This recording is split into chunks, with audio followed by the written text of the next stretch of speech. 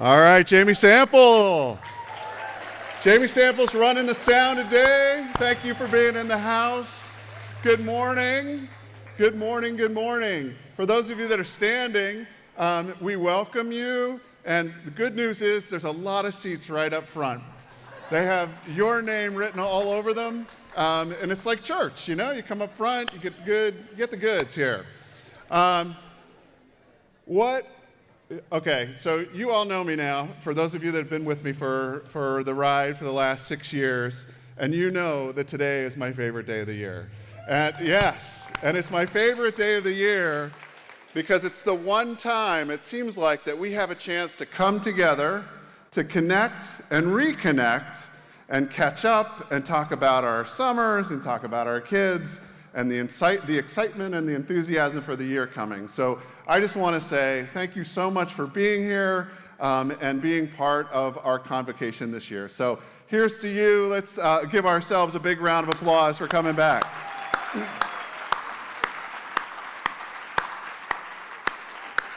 I'll also say that there's something about last year and this year in particular that makes this day particularly special. And I think it's that we all come together in our new convocation shirts. So I want to just say, Phyllis Kravinsky, where are you? These shirts got the Phyllis Kravinsky stamp of approval on the color. Thank you, Phyllis. Phyllis said, you can never have brown, and the year you do brown, I'm retiring. So Phyllis, we're not doing brown next year. Don't worry. But hopefully you are enjoying these shirts and you look great. And I want to thank the Ed Foundation for their support for these shirts again. And this year, in case you didn't notice, we did upgrade the shirts a little bit. They're softer. Right? We are feeling people in education, and we want to feel good when we're helping kids learn, right? So Debbie Hiscott and Mary Asel and Suzanne Hladky, thank you so much to you and to the foundation for the gift of these shirts. Thank you. So speaking of looking great, like you always do, we are adding all of the staff pictures to our website so that everyone knows who is who. It's part of our work to pull together this wellness, equity, and belonging that you've heard so much about over the last 24 hours as part of our strategic plan, and the importance of knowing each other and understanding who we are and really making those connections. This will help not only us, but also parents and students put a name to a face. And here's a sample of the JTP staff directory. We still need a few more photos, so if yours isn't up there, please get it to us. I know many people have been going through the last day or so, or a couple of days actually, getting their pictures made. That, by the way, is a Southern expression, getting your picture made, I found out. But get your picture made, and we'll get it up on the website so that we can put names to faces. I know that our community members really like that. All right, so I want to take just a second here because this is a big day. This is Bacon Day, right? This is the day. Where's Richard Kane and the team? Can you come down front? Come here.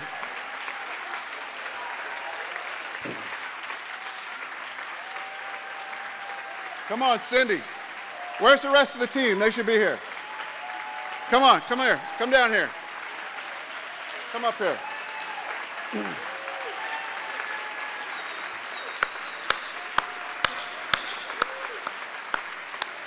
Mr. Tito, the team.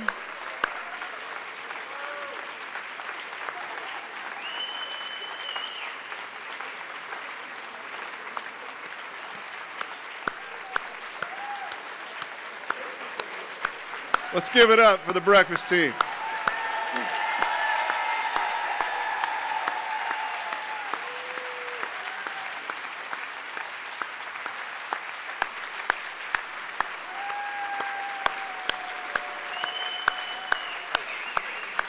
All right, before they sit down, I just want to make sure everybody understands in here two things. One is thank you for the bacon. Thank you for the fully loaded carbohydrate breakfast. Whenever you get French toast, biscuits, and gravy, I know that I've got about 10 minutes left with them before they go to sleep. But thank you so much for that. But the other thing I want to make sure everybody in here knows is that this is the team that makes sure a certain segment of our population here in the Falls Church get their breakfast and get their lunch every day. And without them, these kids wouldn't eat. So thank you all.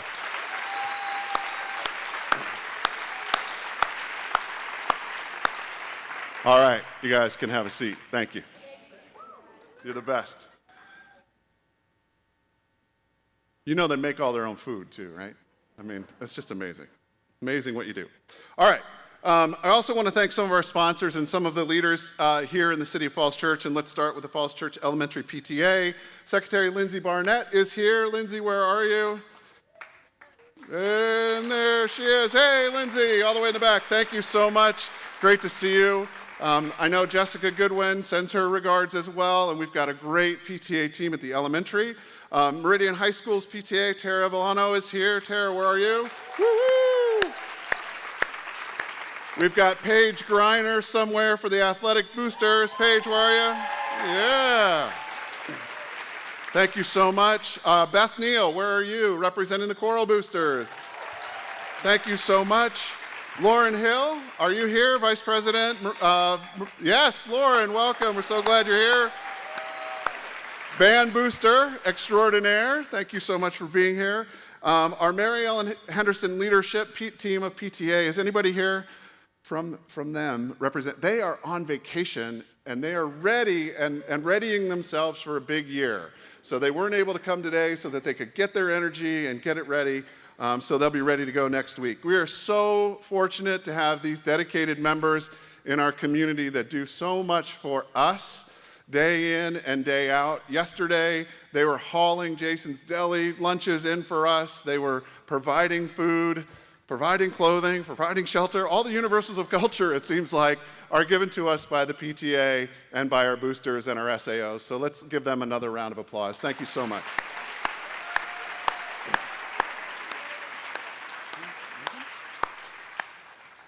There are three other people that I still need to recognize, and I want to call them out specifically because of the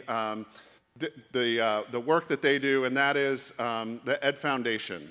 The Ed Foundation obviously is responsible for our shirts, but some other things that they have done for us, the Farm Bot. They've done super grants in the amounts of over hundreds of thousands of dollars on behalf of our school system. And there are a couple of folks here from the foundation that I want to recognize, and it's Mary Asel and Suzanne Hladke. Mary and Suzanne, would you stand up? Where are you? There they are.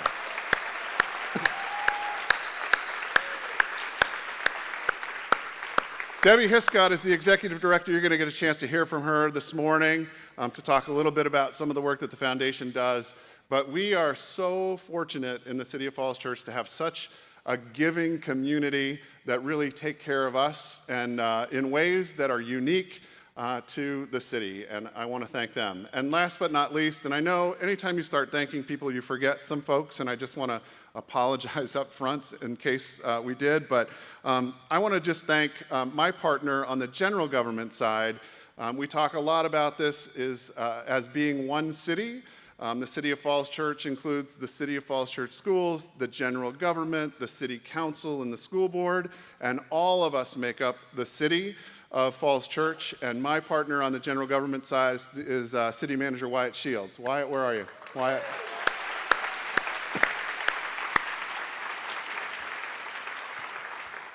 Wyatt is responsible for the construction out front. Hey, that's on you, man. I sometimes have to laugh because it's in some ways his turn in the barrel because we did it when we were building this school and now Wyatt gets a chance to do it. But what they have been able to do, or we collectively have been able to do, is pretty extraordinary. So let me just take 1 second. Nobody's laughing because you know I can't take 1 second. But let me just take 1 second and just give you a little bit of briefing about where we are. The 10-acre site across the street, across Mustang Alley, is coming along. It looks like we'll take delivery of all of that property within the next 12 to 18 months, maybe 24 months. We're really excited about that. But the important part for us to remember as school folks is all of that construction that's happening over there is paying for this building. It's the generation of the revenue that's going to come from all of that mixed use across the way, and that revenue that comes in because of the extraordinary work of Wyatt Shields and the city council and the school board and others on the team here, modeled together how we could make these two sites work in a way that would allow that revenue to pay for this high school. So I know there is pain as you are cruising for a spot, looking to park. I know there is pain when you've got to walk a little bit further to get to the high school. I promise that the pain will be over soon, and just remember that everything that's happening over here is paying for where we are today. So thank you again, Wyatt, and to the City Council and to the school board and to everyone else who made that happen. Thank you. All right. I'm pretty sure I heard somebody who sounded just like Norah Jones singing a few minutes ago. Pretty amazing. And I'd love to hear from the band again. So Mary Jo West, would you be willing to do another round for us here? All right.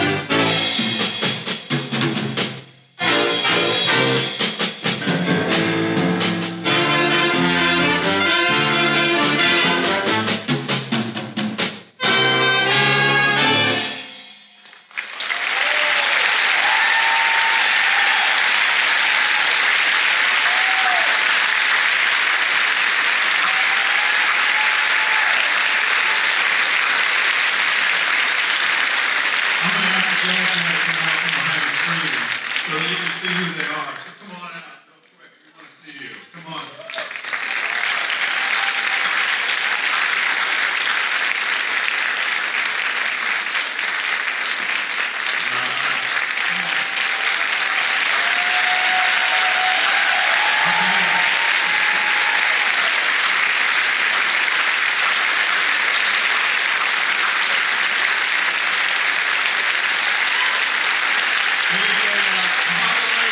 It's a highlighted convocation every year to have you guys here. So thank you so much for bringing us your talents and your skills and your time. And to Mary Jo West, Mary Jo, the internationally known Mary Jo West. In case you didn't know, Mary Jo spent some time this summer in Seoul, Korea with a couple of students, and Carrie Pollock as well. Carrie, where are you? Thank you for taking some of our students to Korea this summer. To be internationally known as the Falls Church City Public Schools Band and internationally known work of sustainability. So thank you very much.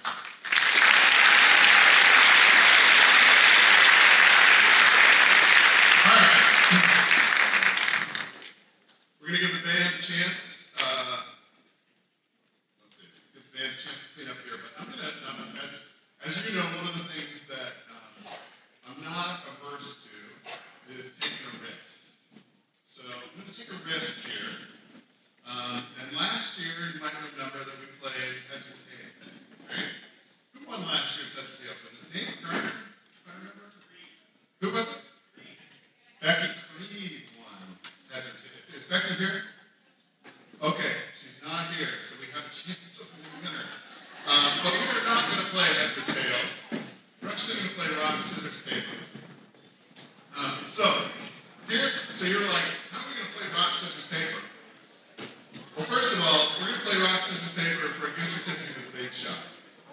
So that alone should be enough to have you hang with me just for a second. Here's the way this is going to work, is you are going to stand up when I give you the call, and you're going to find a partner, and you're going to play rock, scissors, paper. Whoever wins at rock, scissors, paper, don't go.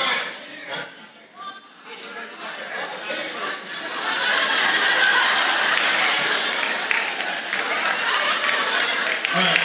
I had this argument. I don't know that it matters. We're going to fight about what comes first?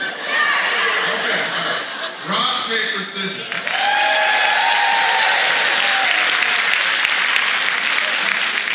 All right.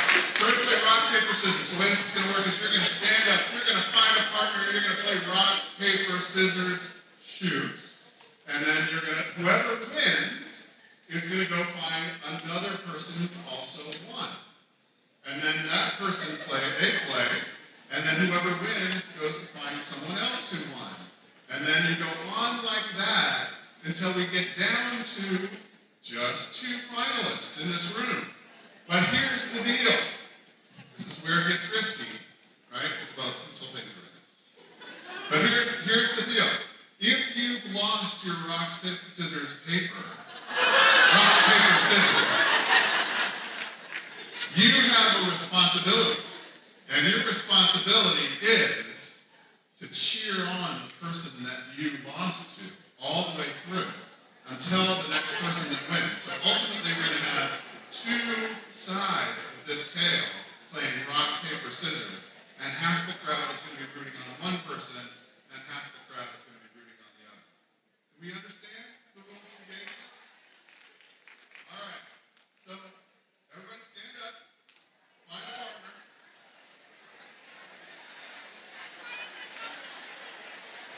All right. Go ahead. And in 2 minutes, we're going to see where they go.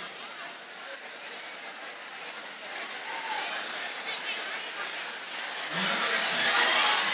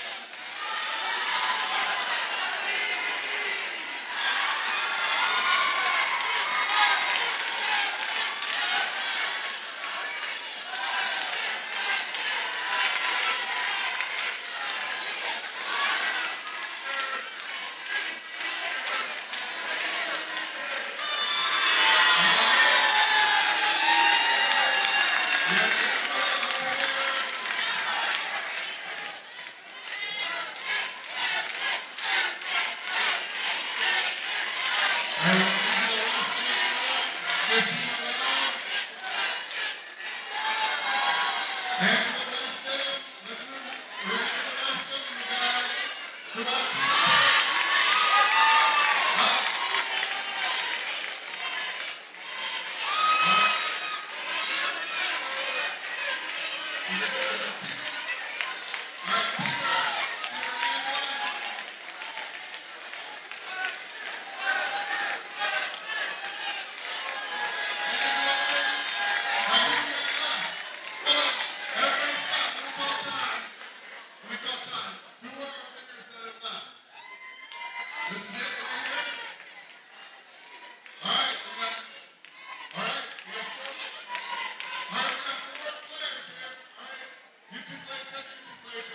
Here we go.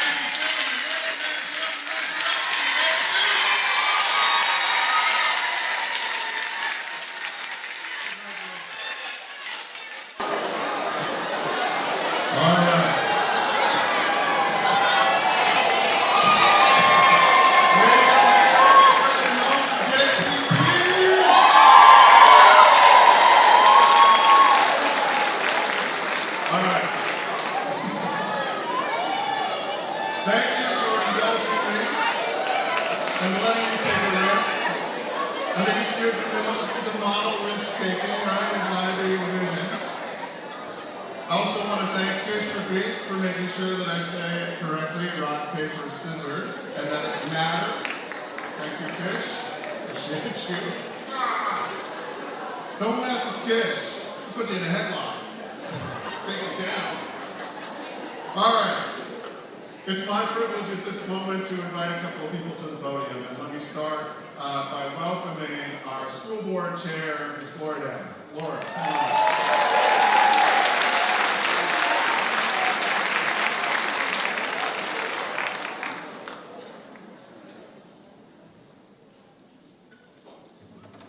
Good morning. You're so tall. Good morning. My colleagues and I are excited to be here today to celebrate the kickoff to the school year. Today, joining me are Ms. Susan Dimmick, or Dr. Dimmick, Kathleen Tice, and our Vice Chair, Kate Gould. As school board members, we feel very privileged to be able to see firsthand the great work of our teachers and staff. We learn behind the scenes about all the people who make this place so special. We're reflecting on the theme, SCCPS Changing Lives since 1949. It brings to mind the many Falls Church City residents of all ages and backgrounds who have told me how the education they or their children received set them on a path to success and fulfillment. And though I can't speak about the school system as it was back in 1949, I can speak about the school system as it was in 2009, 14 years ago, when our oldest son, who is now a college sophomore, entered kindergarten at Mount Gannon. For the past 14 years, the people in this room have changed the lives of our 4 boys, and we are so grateful. In fact, Nan Hoff and Shay Wakely, I know are here today. They were our oldest son's kindergarten teachers.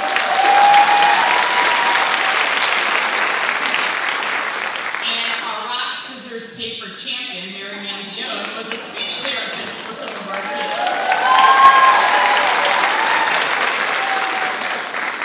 And actually, I saw Miss Custer, too. I was also a second grade teacher, so this is all full circle for me. Our teachers work incredibly hard to help each student reach and often exceed their potential. Our staff members support students with academic help, mental health support, and provide aid to those families and students in need. Truly, teachers and staff change our students' lives. Athletic coaches, specialists, paraprofessionals, librarians, all work closely with our students every day. Our teachers and staff know their students by name and by need. Even those staff who don't work as closely with students, such as program coordinators and administrators and our central office staff, change lives as they lead and make decisions in the best interests of our students. But changing lives wouldn't be possible if our students were not transported safely to and from school each day, provided healthy meals, taught in clean schools that are well maintained with amazing technology, and cared for by daycare staff before and after school. And our system wouldn't function without its backbone of budget, finance, payroll, and human resources. Without a doubt, this is a team effort. Our team of teachers and staff work together to change lives and meet the needs of their students every day. Please know that the school board is working in partnership with Dr. Newman to invest in you and support you. We are excited to see the strategic plan being put into action and watch this school system become even stronger. On behalf of my colleagues, thank you for all you have done and continue to do on behalf of our students, and we wish you all the best this school year. Thank you.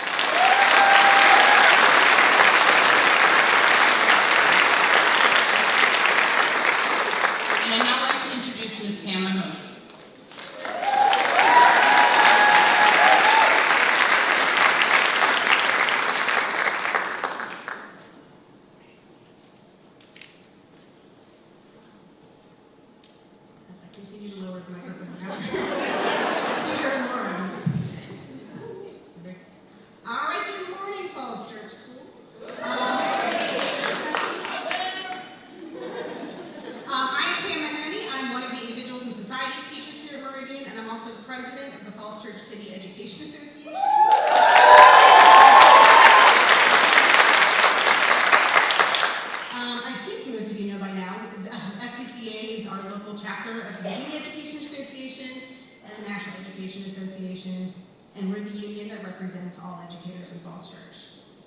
On behalf of the Board of Directors, Happy New Year. I was reflecting on Dr. Miller's presentation last night about hope, and also because I'm really into the history of City of Falls Church with Mary Beth Connolly, I was thinking about how much hope it took our city's founders and our school's founders to pull off what they did 75 years ago. And I was picturing them kind of looking at each other and thinking, oh, we actually got to do this. This is a little scary, but they did it anyway. And we are now the legacy of those people 75 years ago. So congratulations to them and to us for being part of one of the world's best public school systems. And FCCA has been around for at least 50 of those 75 years. I'm not going to lie to you, we're not exactly sure what year. I'm trying to find that information out later today to maybe add to some information here. But for at least 50 years, we've been providing advocacy for staff as well as for the students and the families that we serve. And then together, our plan is to continue to collaborate and our tradition of collective excellence for the next 75 years and beyond. And then personally, I want to take a moment to thank and honor all of you, whether this is your first year back or your 30th, whether this is your first day on contract or whether or not you've been here all summer. So thank you for everything you've done to help us get to this point. And we hope, FCCA hopes to see you at Run for the Schools this year, right? And everyone's a great year. And my present is, my speech is short. So, like me. I'd like to introduce now Debbie Hiscott, Executive Director of another great organization.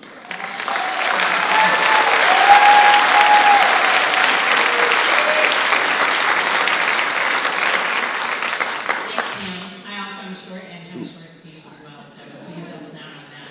Before I get started, I also wanted to give another nod, follow up on Laura's comments that I too have 3 children who are lifers, and they all started with Nan and Shay as well, so I think there's a theme here. The Falls Church Education Foundation is created to provide additional supports to FCCPS teachers, staff, and students. We support equity of access, teacher readiness, and student preparedness. We do this through our ESOL, special ed, and wellness programs, our staff recognition programs, our family assistance fund, and our super grants and advanced training grants. We can't wait to see your applications this year and to provide even more grants. Because we are at, Dr. Moon said hundreds of thousands, but we're actually, over the course of the foundation's life, at $2 million in distribution.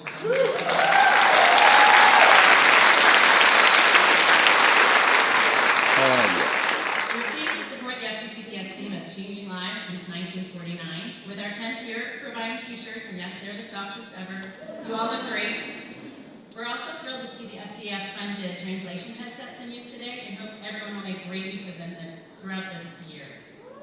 We'd love to see everyone here at the upcoming Run for the Schools event. Thanks for plugging it for me, Pam. Appreciate it. So Sunday, September 24th will be the 19th annual event through our streets of Falls Church City. We also have a golf tournament and a gala this year, and we'll see many of you at all of these events. The registration information is outside on the tables on those flyers. I'm sure you'll see it in your email and all socials as well. There's also a website. If you have any questions about the kind of things we funded, the kind of grants you might be interested in applying for, you can check them out there. Now it's my pleasure to introduce the two of the teachers who were recipients of a new FCF grant last year, our Artist in Residence grant, Meridian art teachers Sarah Virgo and Christina Lee.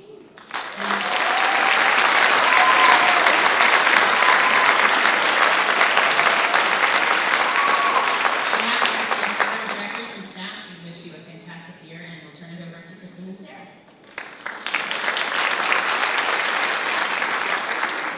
Thanks, Debbie. And welcome back, everyone. Many of us have noticed the awe-inspiring works of art that's been gracing the halls and classrooms of Meridian High School. From the Happy Place mural that's turned that blah student gathering space, formerly known as the Airport Lounge, into a sun-washed glade of optimism, to the collegial staff mud-making workshops of yesterday, to the extraordinary flowing, colorful ceramic wall installation made by every single student here at Meridian High School. The Artist in Residency program is a grand and sweeping venture reached for all of us here at Meridian. The Falls Church Education Foundation graciously endowed our grant proposal for the Artist in Residency program, bringing a familiar face back to Meridian High School. Thank you, Falls Church Education Foundation, for that.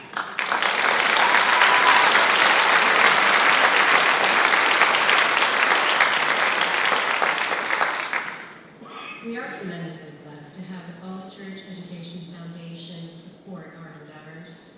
They truly support big visions.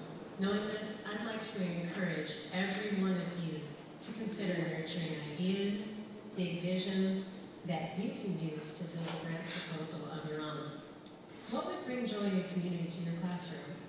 How would a grant be a catalyst for big things? Entertain the big what if. We all participated in the creation of Mark's work of art, each student creating a tiny ceramic sculpture to be included in that gorgeous installation that will be a permanent testament that our community is capable of building great and beautiful things. Maybe your idea is the next grant to fill a space with all the good that we have to offer our kids, our community, just like Mark did. You should go for it. Get creative. Get some big ideas. Apply for a grant. To speak more about the Artist in Residence program, allow us to introduce the artist himself, Mark Romarge.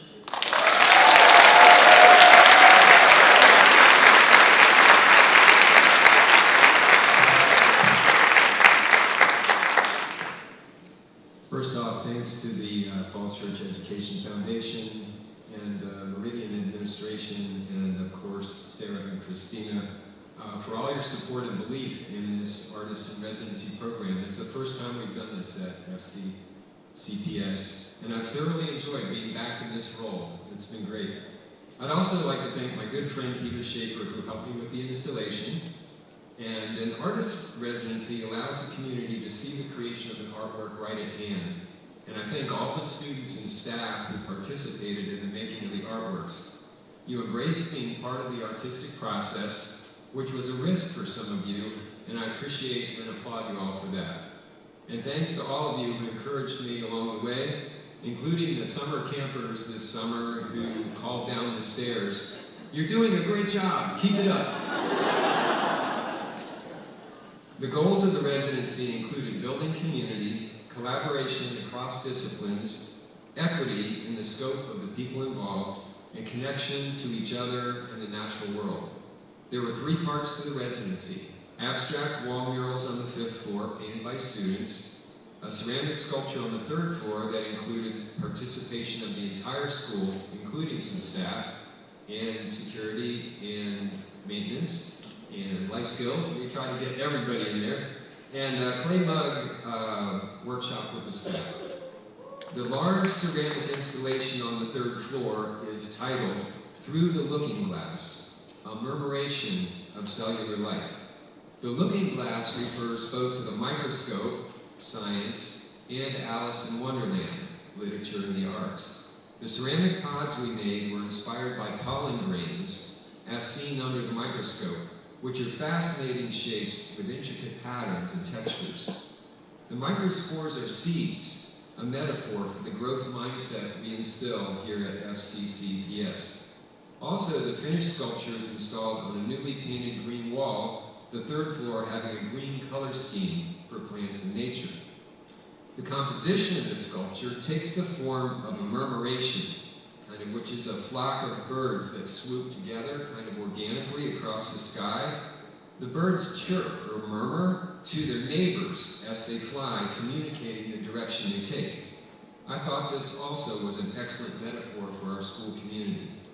Holly Garcia introduced me to a poem by John Updike titled The Great Scarf of Birds, which is about the wonder of witnessing a murmuration, and the poem ends with this line: Long had it been since my heart had been lifted, as it was by the lifting of that great scarf. This became the inspiration for the wavy scarf-like composition of our ceramic seed pods, as if they were a joyous living thing moving colorfully and in concert across the wall. Each pod is unique and wonderful, an affirmation of its maker, our connection to one another, our community, and the natural world. I'll be available on the 3rd floor if you'd like to talk about it. Come on up and take a look. Thank you very much.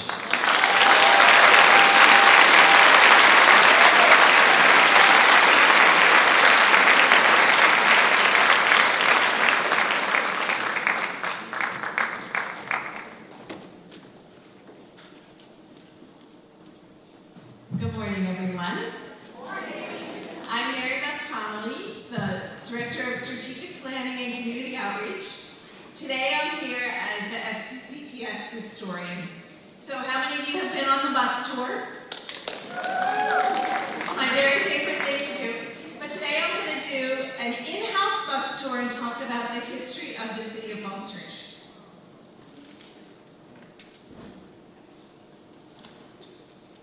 So here we go. Today, we are kicking off the year-long celebration of the 75th anniversary of the City of Falls Church and Falls Church City Public Schools. The city was chartered August 16, 1948. That's 75 years ago tomorrow. And the school division was authorized June 27, 1949.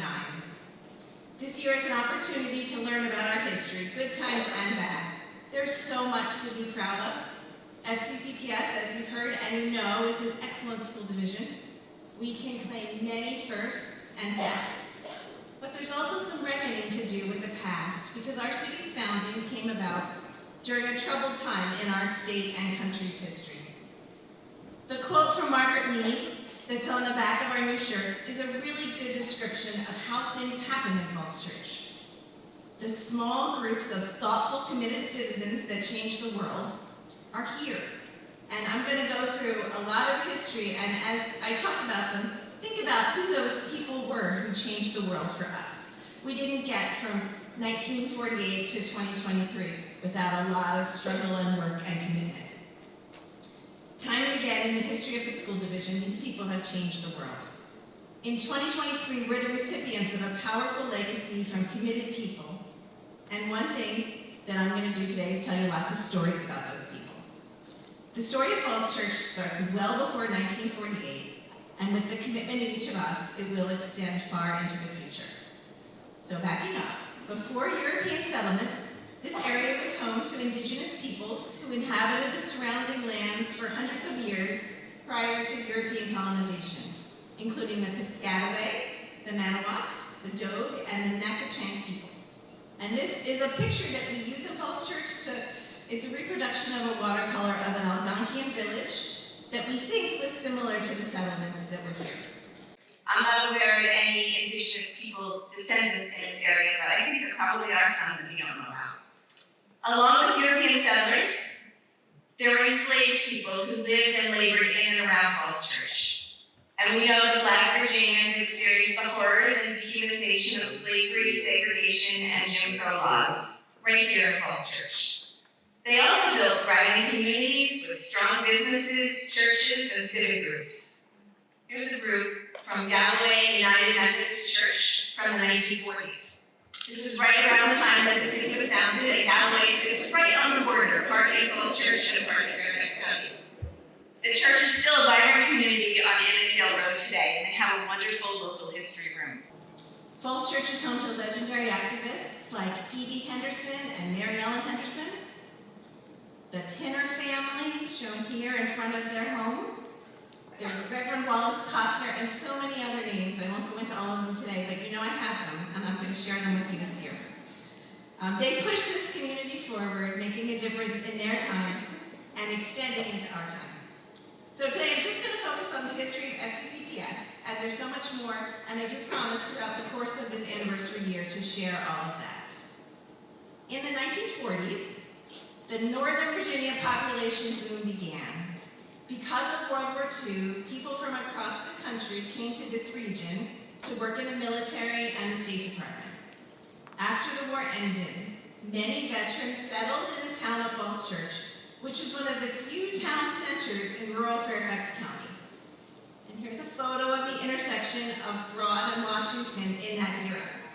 So if you can't tell, the lower corner there, that's the State Theater, right?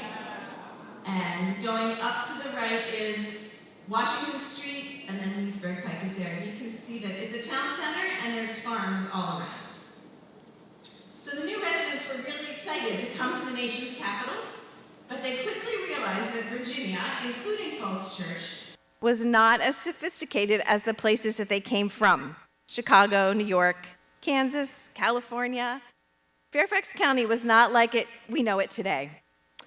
The school buildings were substandard, the roads were muddy. This is Maple Avenue, past the bowling alley. Victory Comics is there on the left, that building. So the roads were muddy, the schools were really poorly funded, and every aspect of life was racially segregated. So the people that came here wanted to make a difference. And after several years of lobbying the state and Fairfax County to improve the schools, in 1948, this small group of citizens came together to petition the state, and Falls Church was allowed to become a second-class city. And the most important thing to all these people was forming a better school system for the community's children. And against all odds, it worked. And the city of Falls Church was chartered, as I said, August 1949. Followed by the school division, or 48, sorry, and followed by the school division in June of 1949. And this is a 1948 picture of Oak Street Elementary School when it first opened. You can kind of see what's still there and what's not there. There have been a lot of renovations over the years. So that's the story that I first heard when I moved here. And it made me really pleased to have selected this city to live in. And like Debbie and Laura, I also have some lifers in Falls Church schools. And then I came to work here and I thought, this is great. This community was founded on education. And then someone said to me with great certainty, but you know, Falls Church schools were founded to be segregated. And probably you have heard that or think that, and it doesn't feel really comfortable. It feels very uncomfortable and terrible. So when I heard that, I thought that I really needed to do some research. So over the last few years, there have been groups of people that I've talked to, I've been in our library, and I've come up with the rest of the story, and I want to share that with you today.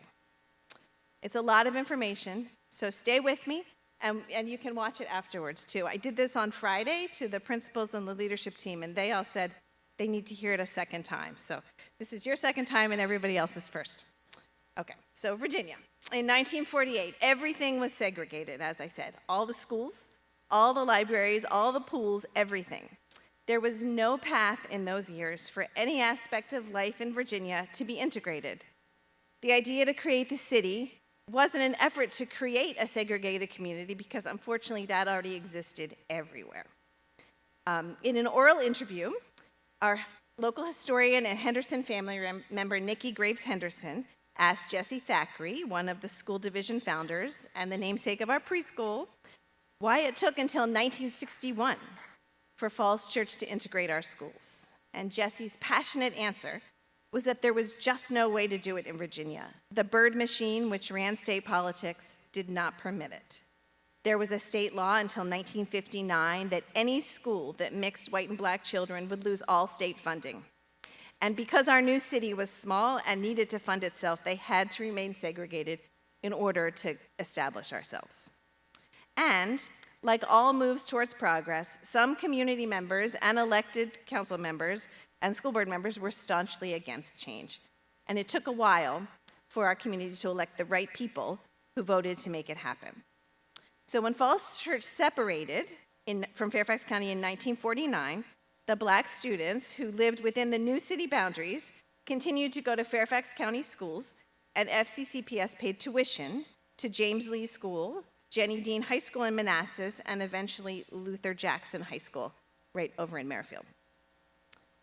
But it's the boundaries, though. So that's the history. I'm going to step back a little bit. It's the boundaries that define the city. And you might be wondering, how did those city boundaries come to be? Because they're drawn so that the black population is outside the boundaries of the city of Falls Church. And that didn't happen in 1948. It happened in 1887. So let's step back to the 1800s. Following the war, all right. This is the village of Falls Church that became the town of Falls Church in 1875. And here's the town on this map. It evolved over more than a century to an area of approximately a 1 mile radius with the Falls Church, the actual church, at its center. So you see the stuff right in the middle. That's the main part of town. There were only about 660 people that lived in that whole area. The downtown was small, and there was a large area of farmland all around it. In 1867, in the state of Virginia, black men were able to vote for the first time. And they elected one of their own to the town council in 1880. And his name is Frederick Foote Jr. He was elected to the town council 4 times between 1880 and 1890. And he, like most of the black men, was a Lincoln Republican. The majority of the white town council were Democrats. So after the 1887 election, the town council, using the timeless tactic of race-based political gerrymandering, decided to change the boundaries to ensure that the Republicans didn't take over the Democratic town.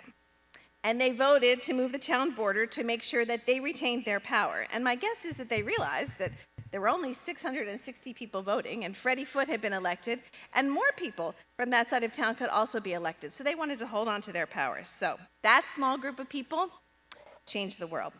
So they voted to give a large piece back to the Republican majority black side of Fairfax County, and that's called retrocession. So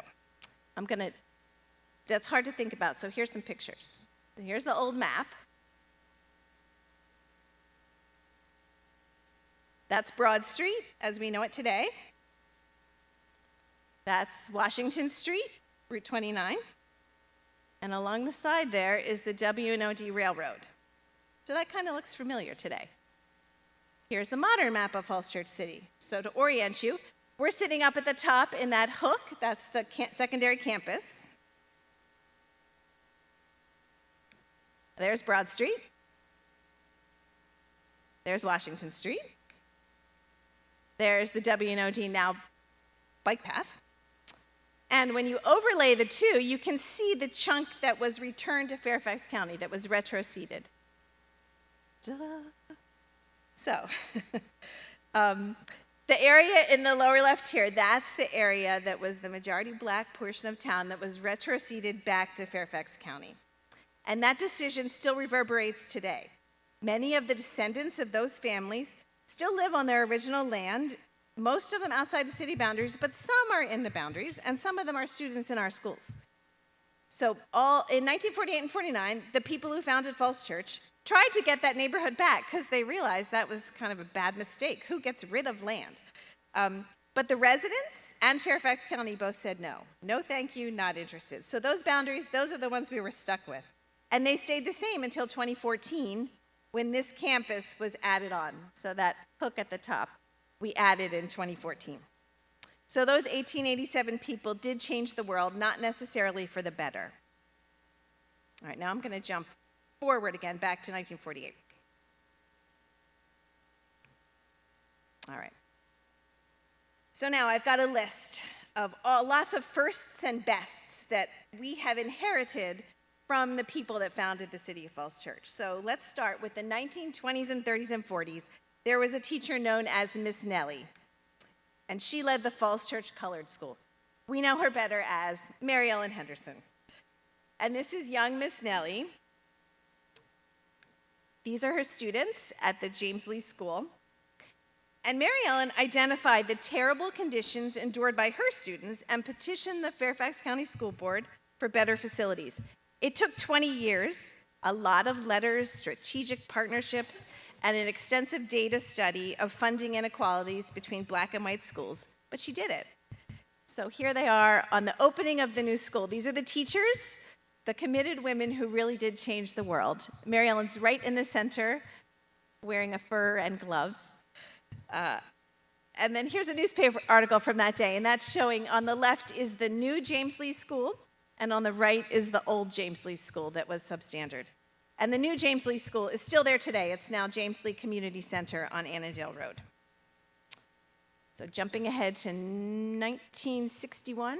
As I go through these, I'm going to be quick, like maybe a minute for each one, but and when you get to ones that you recognize, you know that every single one of these things took so much time and so many committed citizens to make happen. So in 1961, FCCPS became the first Virginia school division to voluntarily integrate our schools. We weren't under a court order. The right group of citizens was elected to school board and city council, and they knew that it was the right thing to do. So September 9th, 1961, 3 black students attended Falls Church schools for the first time. There was a 13-year-old girl and a 15-year-old girl at George Mason, and a 6-year-old boy at Madison Elementary. So the newspaper headline, which for some reason I can't find, read, "All is quiet." And you can be sure that while it was quiet in the macro picture, it wasn't quiet in the small picture. And the experiences of those 3 children was not all peaceful and quiet. But they were the ones who did it for us. And this is the first African-American student to graduate from George Mason High School. Her name is Marion Costner, and she graduated in the class of 1964. So jumping ahead just 9 more years to 1973, and our kindergarten team, did you know that FCCPS was the very first in the state to offer full-day kindergarten?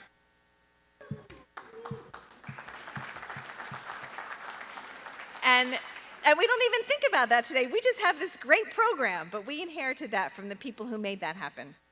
How about daycare? In 1975, the Citizens Advisory Committee on Quality Child Daycare paid attention to what was going on in the world, and there were more women going into the workplace, and they decided to start the daycare program, the extended daycare program. It was the first of its kind in Northern Virginia, and it was the first to operate as part of a school division. So these are the women who started it. Many years later, we recognize them, and they made that happen. And here are some photos from just last week of the great program we have today. In 1980, the Citizen Advisory Committee for the Education of Gifted and Talented Students brought the IB program to our high school, making FCCPS the first Virginia school division to offer IB. And these are some of the people that made that happen. Community members and employees. And you can see Lou Olam in the yellow jacket. Yeah. Marty Bear. She has grandchildren here now. That's Marcus Simon in the middle. He was just given the plaque.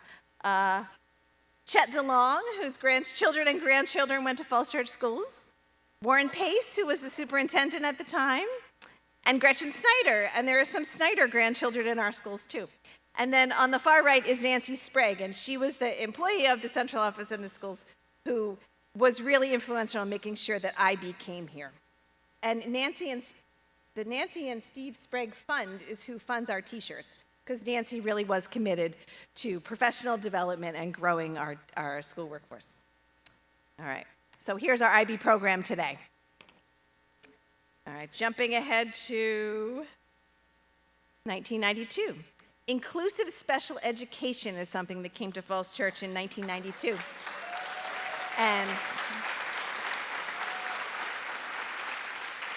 there were, I talked to one of the women who was involved. Sharon Scholler was one of the people who was involved, and she said there were 6 students at Thomas Jefferson Elementary, and they paved the way for the amazing special ed program we have today.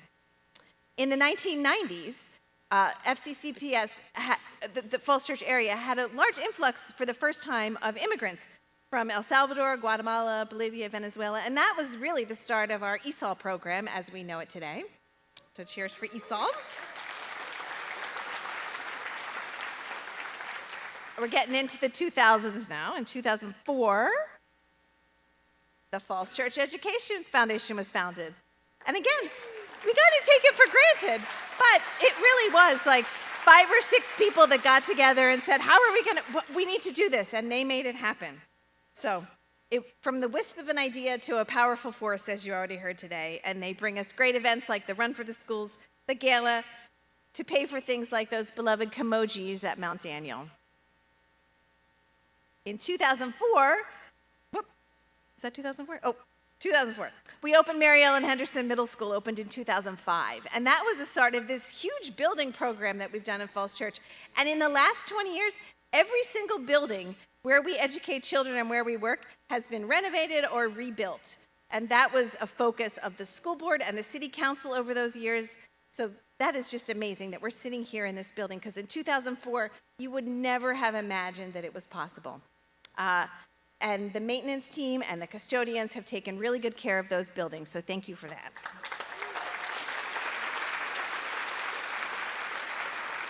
All right, 2011, as we all know, we have the best cafeteria food, but that didn't happen by accident either. Richard Kane decided that we were gonna have real food, not packaged goods, and he won a national award called the Magna Award for access to healthful meals.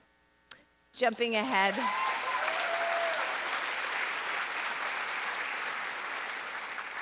2012, we started the primary years program. And again, it was authorized in 2012, and I know some of you who are here today were involved in that authorization. And you know, it was hard. It wasn't easy. There were some people who wanted it and some people who didn't, and we really worked through that, and those committed citizens made it happen. And all of you teachers make it happen now. So here's our PYP program today. All right, in 2014, a lot of you probably remember this too, and you might cringe when we talk about it, was the implementation of one-to-one computers. That was rough, right? But they're essential to our success, and there was a small group of people that made that happen, and I know you're here today too.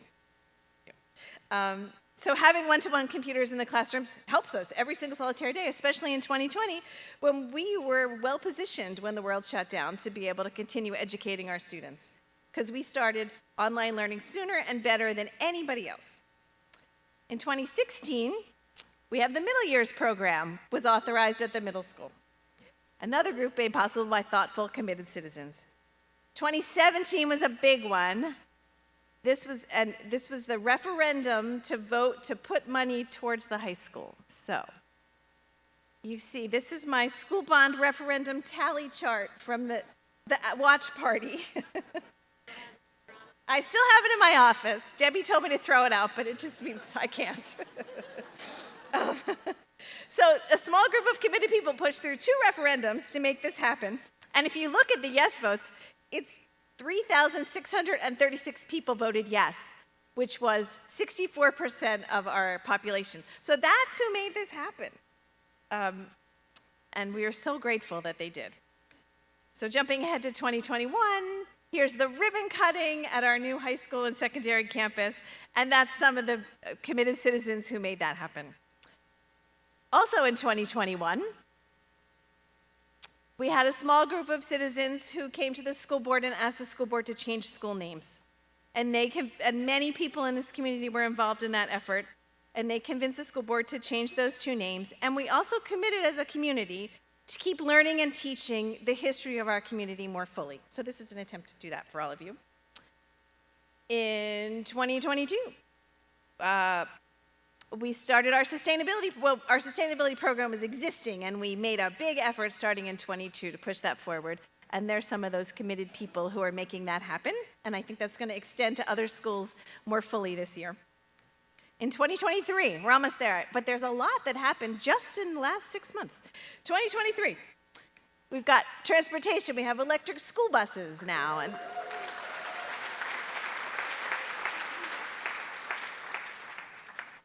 we have collective bargaining resolution that's now in place.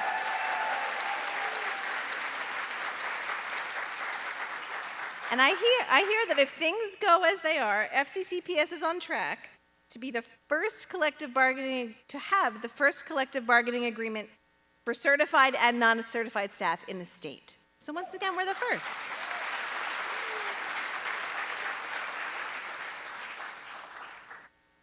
Also in wait a minute. Okay, also in 2023, our Jesse Thackeray team worked really hard to authorize the PYP at the preschool, and the career-related program was authorized at the high school. So as of today, FCCPS is truly the first fully authorized IB Continuum school division in the state of Virginia. Or we're the only in the state of Virginia.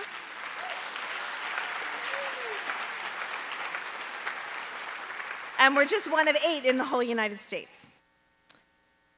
And one more thing. All right, this fall, we've got this local history curriculum that's starting, and Jamie Osborne is here, and she is leading this effort to bring local history to K-12,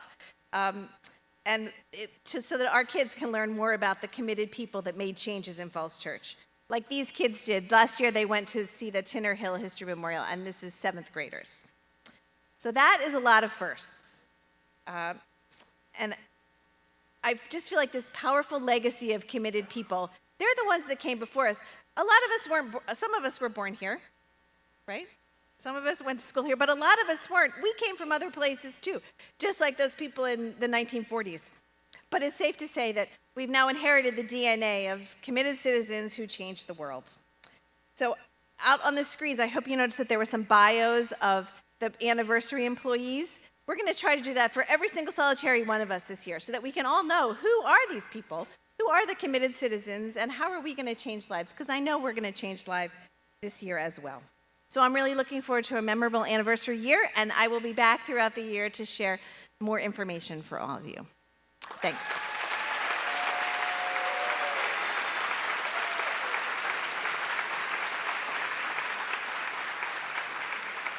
Thank you. All right, now we're going to recognize our 15, 20, 25, and 30-year employees. So you know who you are, so come and line up over here. If you're presenting to those employees, come on up here.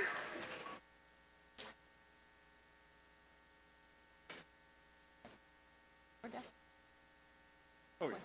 Will be. Great. All right. William.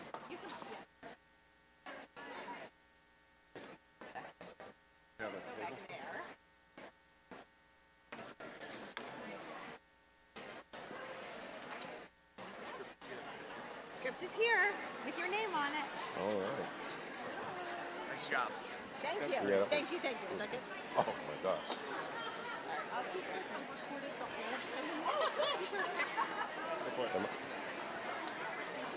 Okay, so let's go ahead and get started with our recognitions. Before we recognize our long-serving anniversary employees, I want to note 3 newly appointed members of our school's leadership team. At Meridian High School, Associate Principal Peter Laub.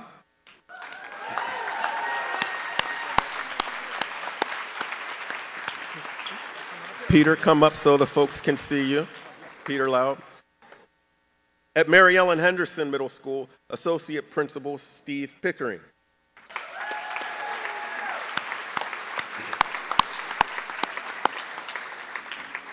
And at Oak Street Elementary, Assistant Principal Carrie Cheka.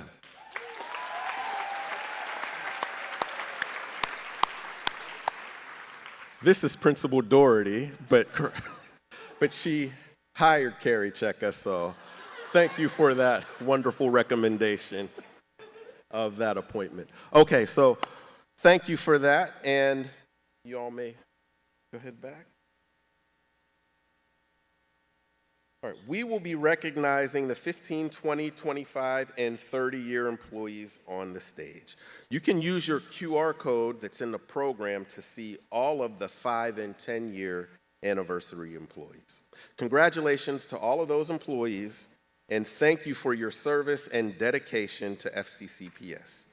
They will be recognized at their individual staff meetings this week.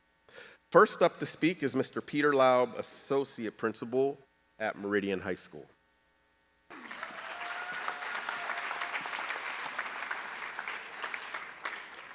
Good morning.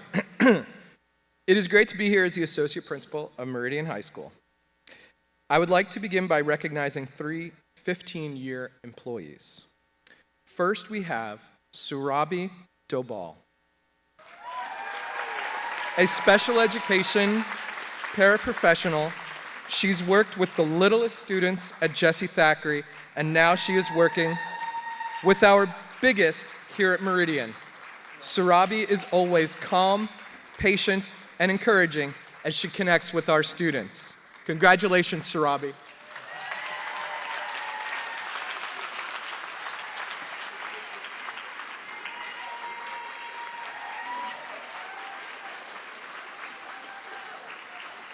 Next is Lynette Kemp. Sure.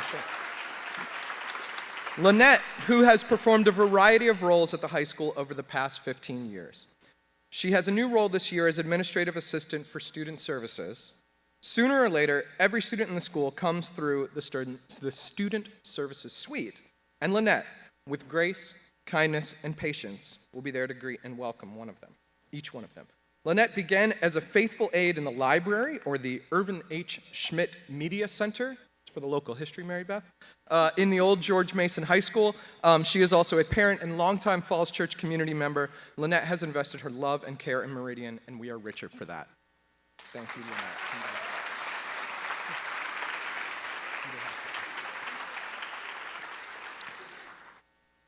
Science teacher Carrie Pollock is also celebrating 15 years. Carrie is known for her ability to grow things. Our outdoor gardens, which help feed our local food pantries, the vivarium at Meridian's campus, the students who return again and again to her classes and clubs. These are Carrie's responsibilities and her successes. She has served as a leader in her department and among her colleagues. To build off a theme we heard yesterday, Carrie brings hope to her students every day. She actually began her career working at the Gage House, which is a nice little white house over in Cherry Hill Park, working with their alternative education program. Thank you, Carrie, for the care and commitment you have to FCCPS.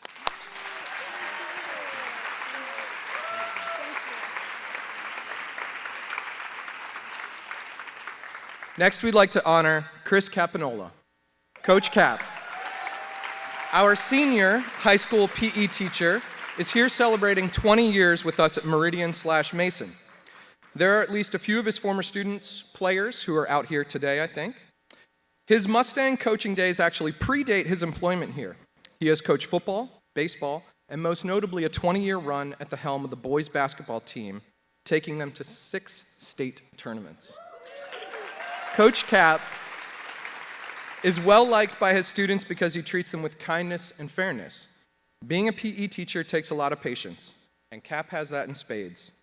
He cares about his students as people and as individuals, and it shows.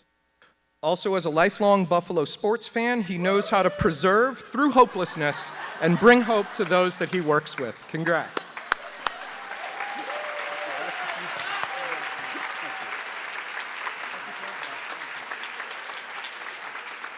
And now I'd like to invite Miss Valerie Hardy.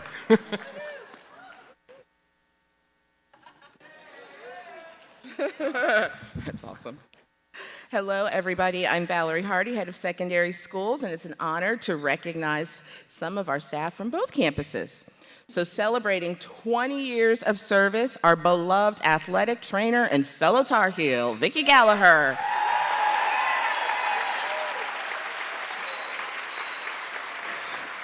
Whether you call her Coach G, Vicki, or simply yell, because you're in pain, Vicki's level of attentiveness to our students and staff is genuinely appreciated by our community. She weathers, get it, weathers, all climates to stand ready on the sideline to ensure that all athletes remain safe and receive timely attention if injured. She is the first to follow up on an injured player, and for our FCCPS concussion protocol, she leads it for the division. Please raise your hand if you have Vicki to thank for keeping your teaching license up to date by completing a CPS course under her direction. As if her full-time job isn't enough, Vicki also teaches 2 very full sections of sports medicine. These CTE courses have generated interest from our students at a rapid pace, and the success of students in this program have led to partnerships with local universities, VR instruction thanks to the Falls Church Ed Foundation, and national accolades for our students. Coach G, thank you for 20 years of service. We love you and appreciate you.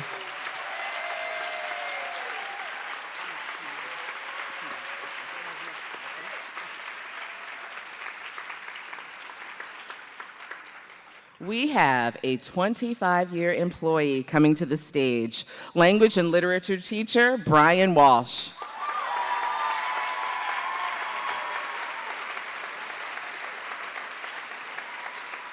Getting students excited about great literature and rubber duckies.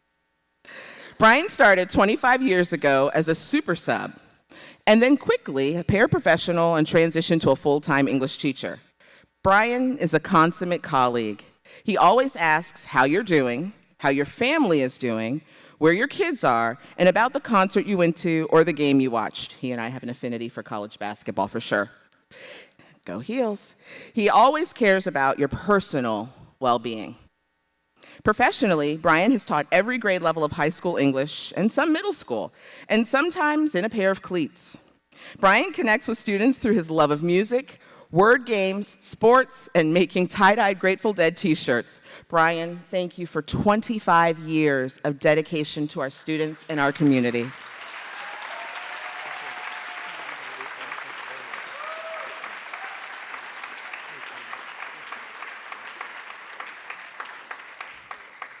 Switching to my middle school hat. Our humanities teacher, Farrell Kelly, is celebrating 15 years in FCCPS.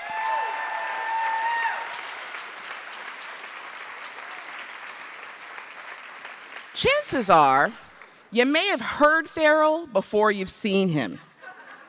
He is known to sing a tune down the hallway, and the God Off presentations have become legendary among students, staff, and parents in the community. Outside of the classroom, Mr. Kelly is a leader within our broader community and our local community. He leads a variety of student clubs and is the co-sponsor of our SCA. Under his leadership, the SCA has successfully brought student-led town hall meetings to Mary Ellen Henderson, which is a platform for student voice to be amplified alongside staffs to make a positive change in the school community. He has served as the past president of the FCCEA and is the 2018 FCCPS Teacher of the Year. A lifelong learner, Mr. Kelly was recently selected to be a participant in the Holocaust Genocide and Human Rights Education Initiative at Penn State, which he started this past summer. As we embrace our shared focus on wellness, equity, and belonging, Mr. Kelly's classroom is a safe haven for instructional risk and creativity. And his personal goal is to ensure that students have creative genius in his classroom every day. Thank you for that, Mr. Miller. Thank you, Mr. Kelly, for 15 years of inspired learning at Mary Ellen Henderson. Congratulations. Thanks, buddy.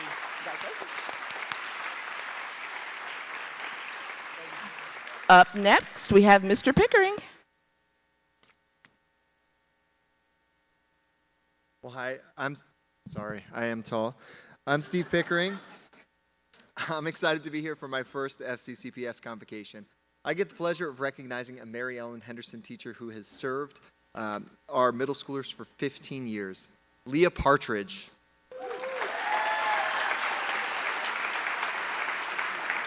Leah is known on the 6th grade team and at the middle school for her instructional and organizational ability, to serve as a pioneer for standards-based learning and grading, to co-lead our advisory PAC program, to serve as the high school varsity girls soccer coach, JV girls basketball coach, and support just about every high school fall sport as a ticket taker, takes extreme organization. Did I forget to mention that Leah also works with 6th graders? You know, those students who are petrified about opening lockers, being late for classes, and riding the bus with high school students. Maybe that last part's just their parents being concerned about the high school students, who knows? Leah, thank you so much for providing 15 years of leading, learning, and love to the students at Mary Ellen Henderson Middle School.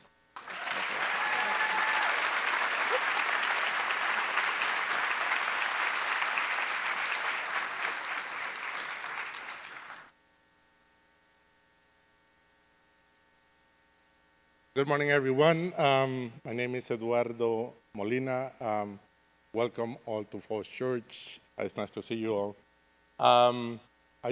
Whenever I know that I have to get up here, I usually try to write something, but as soon as I get here, it turns into shorthand, and I don't understand what I wrote. So, but the important reason that I'm here is because 3 people from my crew, they have 20 years of service to the city of Falls Church. So the first one I want to call up to the stage is Teresa Garcia.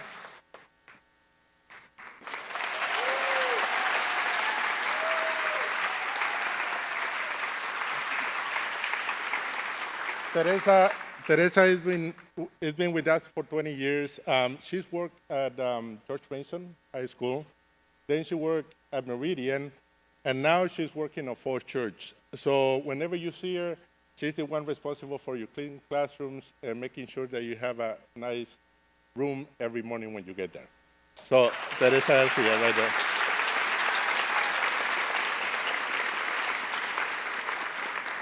The second person that I need to call is Carlos.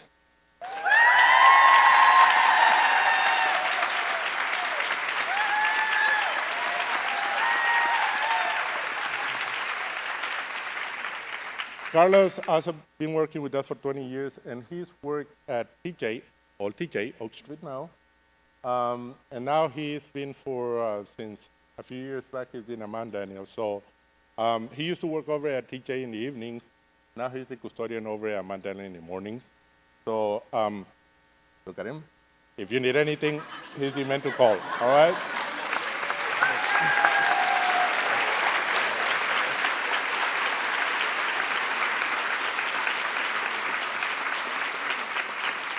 And the last one that I wanted to present to you is Jorge Montoya. People at TJ know Jorge Montoya because Jorge Montoya has been there for about 10 years probably. Before that, Jorge worked at George Mason, then I moved him to TJ, then he went to Mount Daniel, then he came back to TJ. So he's been 20 years bouncing from school to school. He's a hard worker. Whenever you see him, congratulate him because he's retiring this year. So tell him thank you for all his years of service.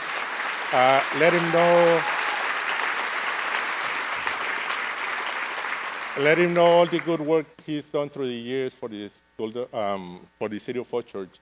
I love to be here because I love every time that people are standing in front of you and they dedicated part of their life to the school system. So those are the three of my crew that are 20 years old. But besides them, I have a whole crew.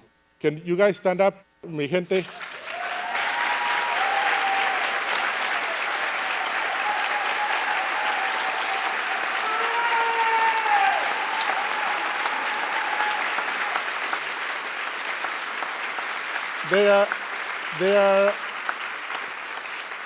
They are the ones responsible for your buildings, for your classrooms, to have them clean, to have them organized.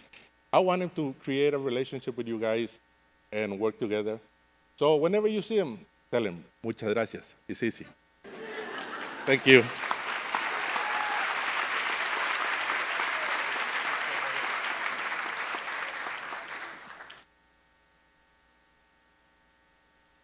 Good morning, family.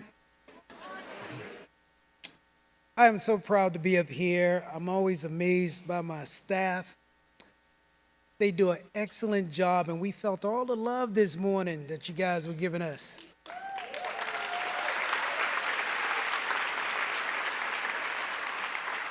You guys mentioned Bacon so much, I think I'm gonna change my last name to Richard Bacon. I'd like to welcome up to the stage Tito Soto.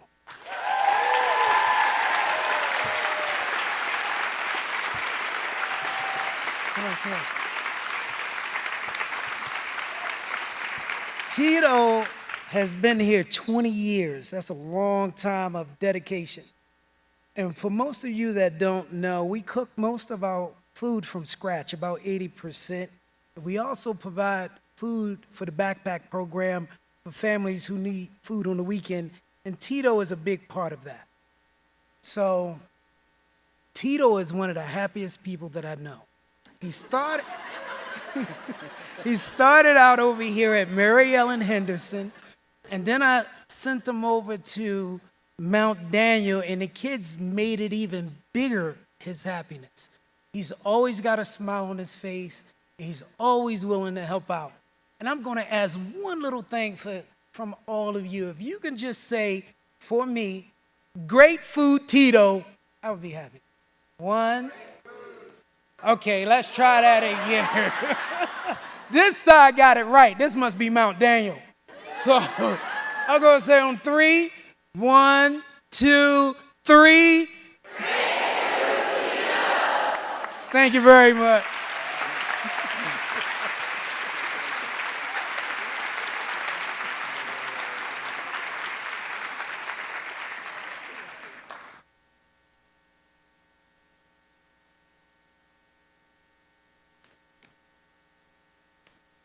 It is so hard to come behind Richard Kane, our Food Network comedian.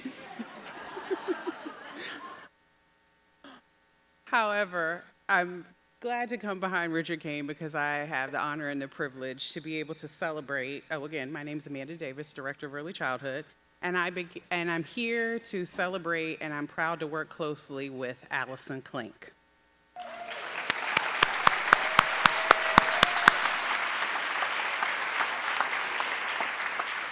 Only 15 years, if you want to let them know. Well, I got extra 5 years. I can retire earlier. It's only 15. She says Sorry, 15, Peter, this paper says 20, but we're gonna celebrate all her years in general, so let's just.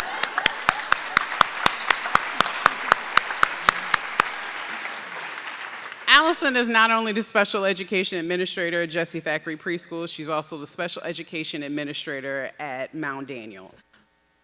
All of our teams rely on Allison to know our students and families personally. They thrive because of her involvement from ages 2 all the way up to 7, going on 8 years old. Allison's timeless dedication ensures their success, and Tim and I are very proud to be working with her in our buildings. We want to celebrate her before she begins her professional pickleball career. Thank you, Allison, for your 15, and we know we'll be 20 years and 5 years of service. Thank you. Thank you.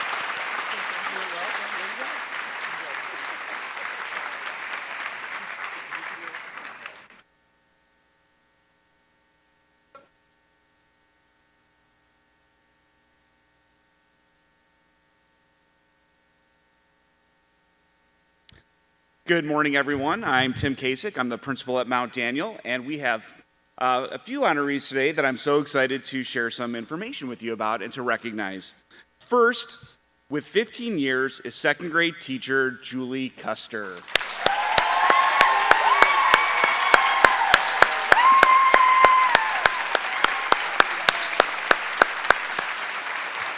It is no secret that Julie has the absolute best commute in all of Falls Church City. Julie's a model co-teacher who is beloved by students, families, and her colleagues. She has a fierce dedication to the success of all of her students and she exemplifies all that we strive to be in the City of Falls Church. Congratulations, Julie. Thank you so much for all of your years of service. Absolutely, thank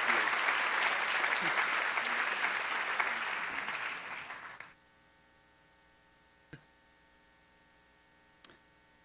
Karen Bevan.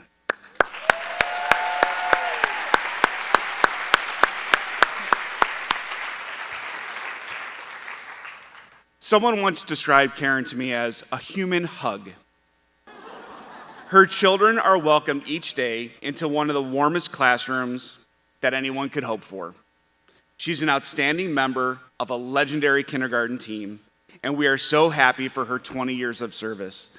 She has been an early childhood educator, a kindergarten teacher, a friend, a mentor, a colleague, and a hug. Congratulations, Karen.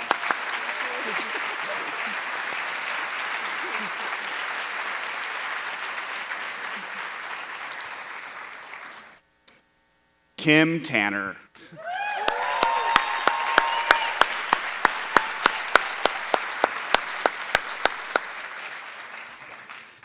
Kim takes on every single opportunity to create a warm, caring, loving, nurturing environment for her students. And these are some of the students who need her the most. She shows an incredible sense of flexibility, care, patience, and love in a position that is physically and emotionally challenging. She does it with grace and a smile every day, and we are so happy that Kim is a member of the Mount Daniel family. Thank you, Kim, for all that you do for our students. Thank you. Congratulations.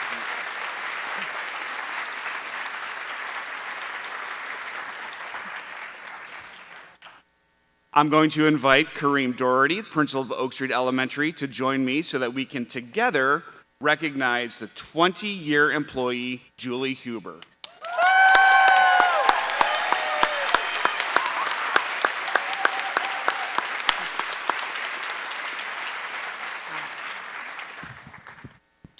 Julie, hold on, I'm looking and keeping up with what he read, and now it's my turn. Julie always has fun at work. Her great sense of humor and energetic style make PE a favorite for every student, K through 5.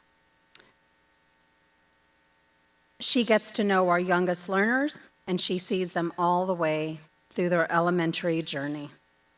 And Julie, not only is she so kind and such a wonderful member of our staff for our students, but she's also the same for all of our colleagues as well.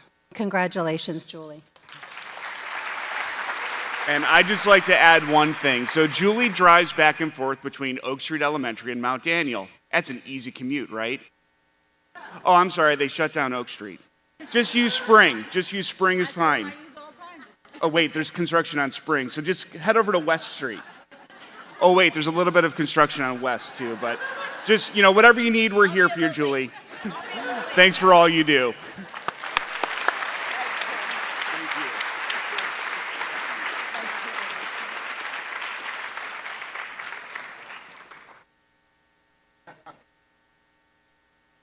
So as the proud principal of Oak Street, I also get to recognize someone very special who's been a 30-year employee. But I want to take just a quick moment because I'm also the proud partner of Carrie Cheka, our new assistant principal. Carrie Cheka, you can't hide, you signed your contract. Please stand up for your round of applause.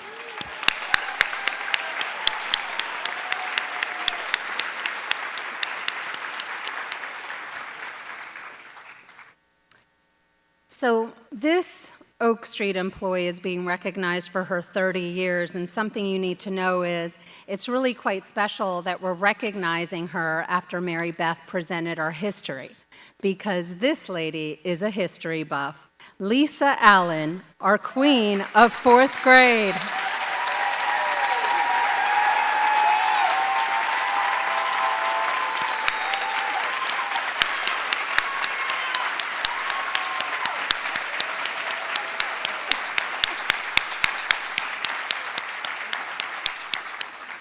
Lisa loves all things history and all things FCCPS, and she combines the two as often as she can. Lisa is the true definition of lifelong learner. She travels the world, bringing back expertise to share. She signs up for creative classes, and she brings back the expertise to share. She's a team leader, and she has taught so many full families. We're pretty sure she's taught multiple generations. Lisa Allen is a gift to Oak Street and to FCCPS. Congratulations, Lisa Allen, on your 30 years of service.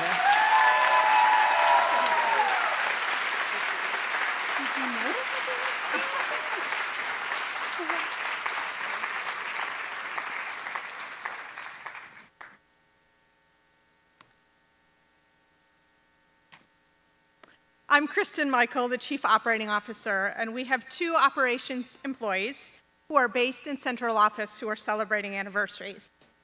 First is Molly Narberg.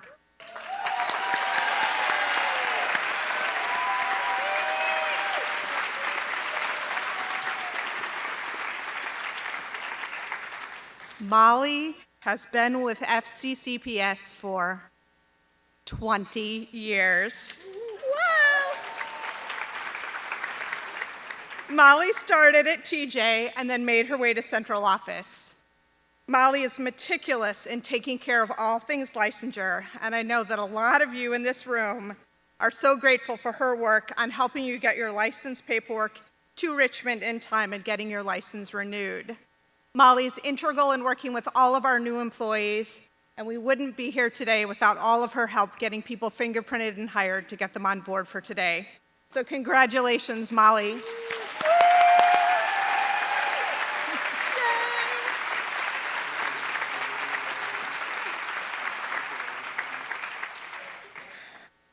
Our very final honoree today is Katie Clinton.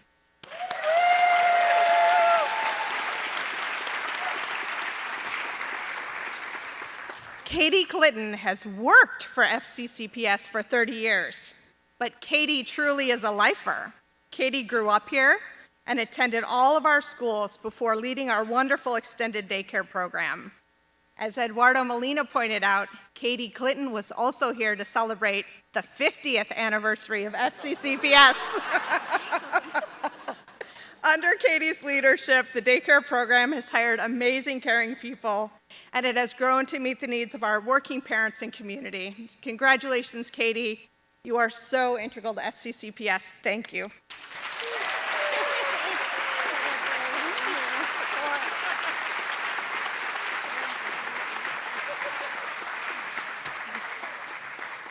We're going to have all of our honorees gather for a photo. Let's kind of pull together, maybe get a little closer. How do you want them, Regan? Okay, great.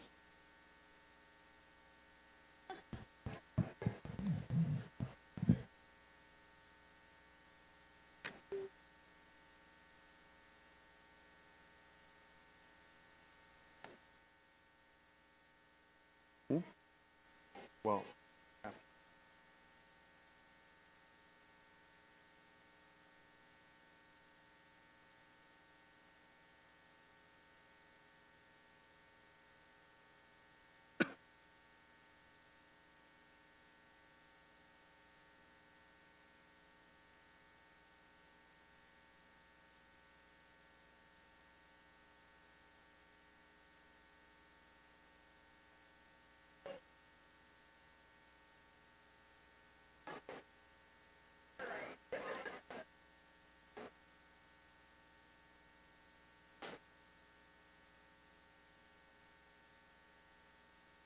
All right, the paparazzi's doing their thing.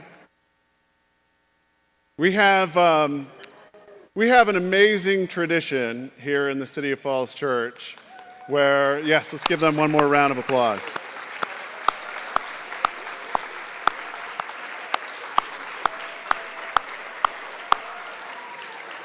We have an amazing tradition here in the City of Falls Church where we ask one of the longest serving longest serving employees who's just been recognized to give us some words of wisdom as we kick off the year. Of course, this year, Katie Clinton was celebrating 30 years, and she did the convocation speech 5 years ago. It was one of the longest serving. So we are fortunate enough this year to have Lisa Allen has agreed to give us some words of consideration. So, Lisa. All right. So please forgive me, because public speaking is not my cup of tea unless I'm standing in front of a bunch of fourth graders, which you are not. 30 years. It's a long time. I've attended the FCCPS convocations for 30 years now, and I've been witness to many of these speeches. Colleagues being honored for their long-standing dedication and loyalty to the school system have shared wisdom and insight when reflecting on the changes they've seen across 25, 30, or 35 years. I don't think I can add much to what they've shared regarding the ever-changing landscape of education.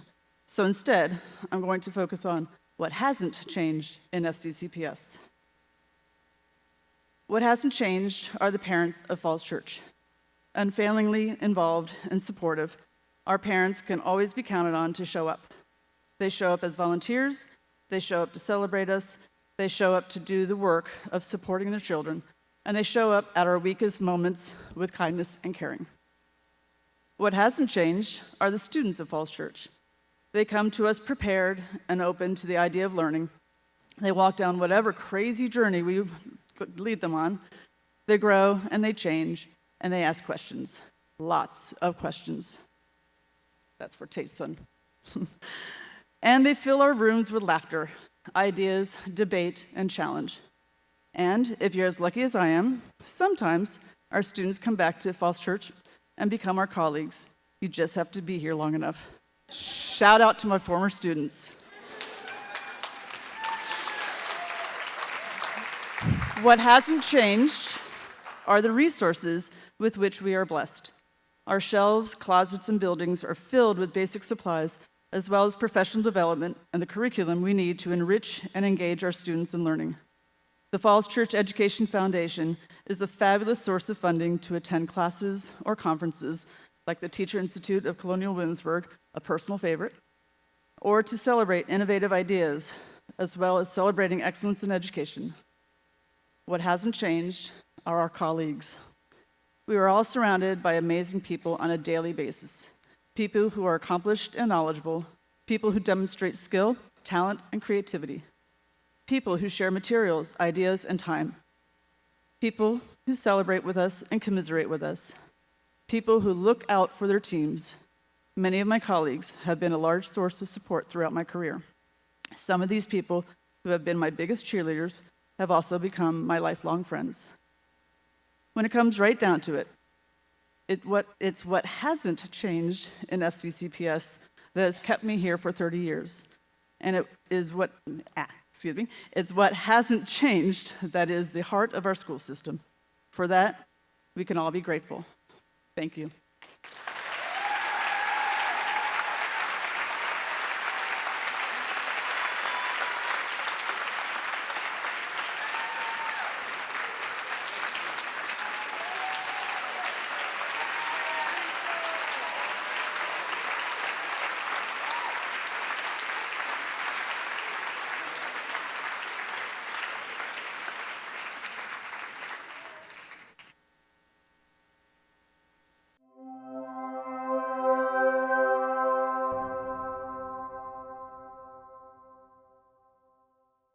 I think that the work that has been done in this school division since we started the strategic plan has just been astounding. It has highlighted all of the amazing, beautiful work that goes on here. That belief that we felt in our heart, we now have concrete data that shows it really is true. This is a beautiful place. I'm really proud that the strategic plan has been able to serve as a tool and guide for all of us as we think about integrating all of our students into our community and making sure that each and every one of them are a part of Falls Church City Public Schools. What I'm most proud of with our strategic plan as it relates to IB-infused teaching and learning is our entire school division's commitment to ensuring that all teachers and all staff have exactly what they need to ensure that they are prepared to implement a high-level, high-quality, IB-infused program. I'm proud that we invested significantly in the focus area of investing in our people. We completed a compensation study with Siegel and implemented new scales that provide market-relevant pay for all of our employees. We also enhanced the employee benefits. We are the first division in Virginia to provide 6 weeks of paid parental leave for all of our employees, and our part-time employees now have health benefits at the same rates as full-time employees. I am so proud of the work that our school teams have been diving in deep this year with the work around multi-tiered systems of support. Our MTSS teams are looking at student data, talking about students by name and by need, and really developing a process that is consistent throughout the division. I'm very excited about the successful rollout of ClassTag. We are able to communicate with our families in their preferred languages, which helps build a stronger community through effective and efficient communication. So this past year, what I'm really proud of in the strategic plan and thinking about including our students and building a culture of belonging, I'm really proud of the work that Lindsay Jacobs has done, who's a school counselor at the high school, and creating a girls group for newly arrived Americans and just creating a really cool space where they feel engaged and they're really excited to be a part of it and feel a part of Meridian High School and Falls Church City Public Schools.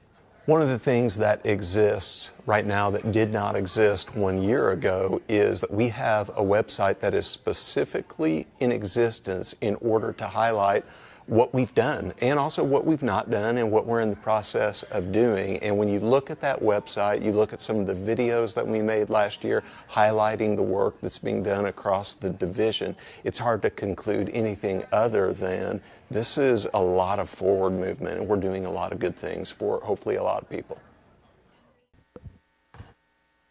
Good morning. Good morning again. I see what happened. I'm on it. I see everybody took a little extra long and left me 10 minutes. Don't worry, this will be short. Yeah. Where's Casey Mako and Miss G? Okay, all right, thank you for that. I appreciate it. So I told Casey Mako and Miss G and a few people from Henderson a story this morning about how I was giving a speech, and I won't go into the whole thing. But about 20 minutes into a 90-minute speech I was supposed to be giving, the superintendent for the school division I was giving it to started to go like this. So if I see you do that, and I'll be looking over here, they're the only ones that are allowed to do that, though. Well, good morning and thank you for being here. This is my opportunity to go rather quickly through my slides this morning, but before I do, there's some really special people that I want to just shout out one more time. Because I want to make sure that they get their due. You've heard me use this analogy before, and I'll use it again. And I think about the experiences that we have, myself as a teacher in a classroom, as a principal, assistant principal in a building, even as a superintendent. And I think about our operations folks as the engine under the hood, right, of an organization that allows our teaching staff and our folks that are in the buildings to be the talent, to be those that are able to be out there in front of kids doing what they do best, which is teaching. And sometimes we forget about our operations folks. And I want to just take a second to recognize everyone on the operations team, whether it's our custodians, our transportation folks, our technology team, our HR folks, central office, daycare, food services. If any of those are you, please stand up because we want to recognize you.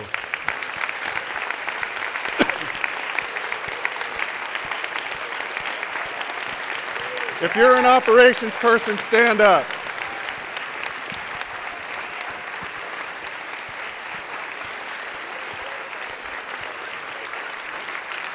Stay standing.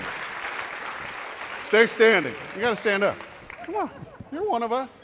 We're all operations people today, right? Listen, take a look around. These are the folks that keep our buildings clean. They get our kids there. They get our kids fed. They get our kids taken care of before and after school. They get our kids' technology worked out.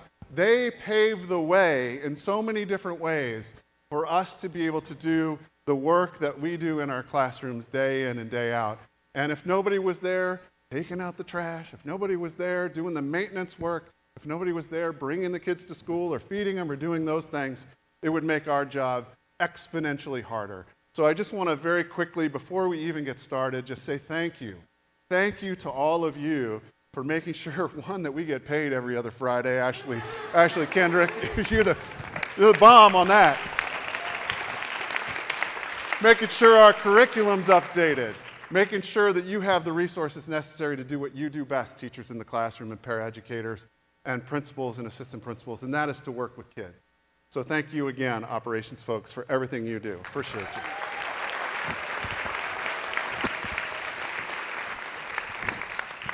I titled the presentation today, Turning the Page. And for what it's worth, I want to just say up front that in no way am I diminishing what has happened over the last 2 years or the last 4 years during the pandemic. It has been an incredibly challenging experience for all of us, and I'll talk about that right at the end. But we have gone through it. We've worked really hard to get our kids back in school. We've worked really hard to make sure that you all have what you need to do the work that you do in your classrooms. And I do believe that now, as our third year begins, post-pandemic, whatever that means, now is the time to sort of move ahead and not look back. And Rick Miller yesterday, in his keynote, talked about being in the moment. And I want to encourage us all this year, as we consider thinking about where we are right now, to be in the moment and to remember that if we think back, it brings sadness and depression. If we think forward too far, we get anxiety-produced stress. So let's just be right here. Be right here, right now, with each other and with our kids, and turn the page and move ahead. So I'm going to see if this clicker works today. It looks like it's working, Rick Miller. I don't know what the problem was. So who's new? Stand up. Stand up if you're new. Yeah.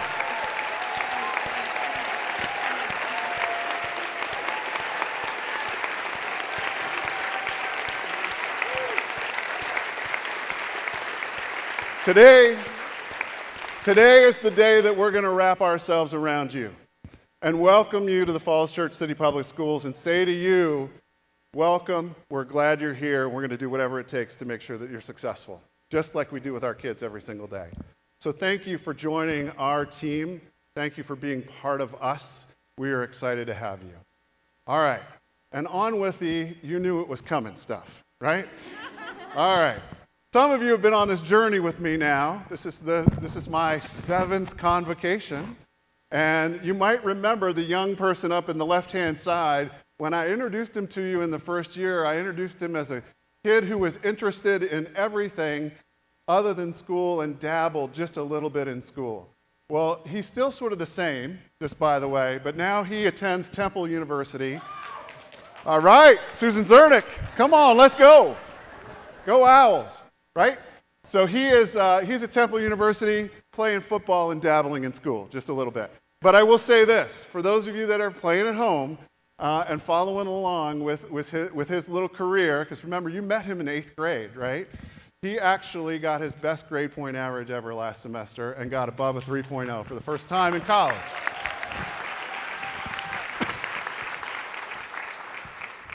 Now, in the upper right, we've got the brains of the organization. You might remember her. She was attending the University of Virginia when you met her. She also, interestingly enough, ended up at Temple University. It was so bizarre how it happened, but she is an MD, PhD student.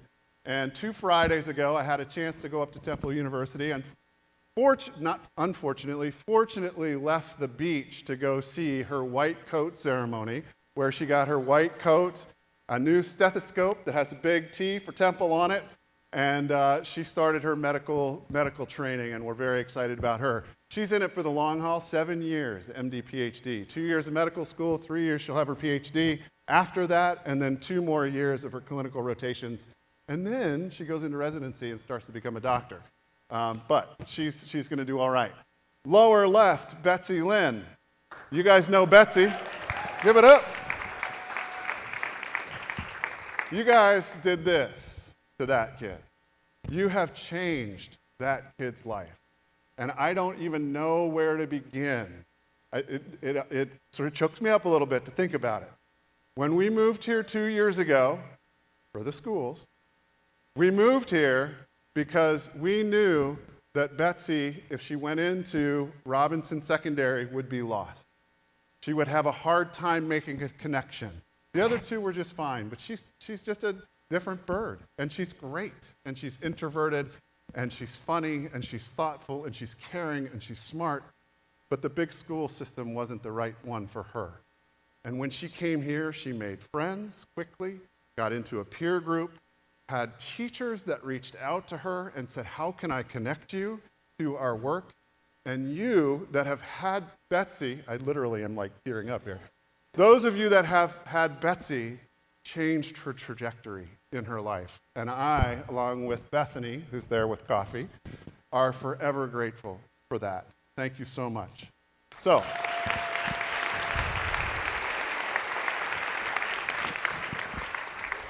no pressure, Meridian. She is a freshman this year here in this building and super excited to get started.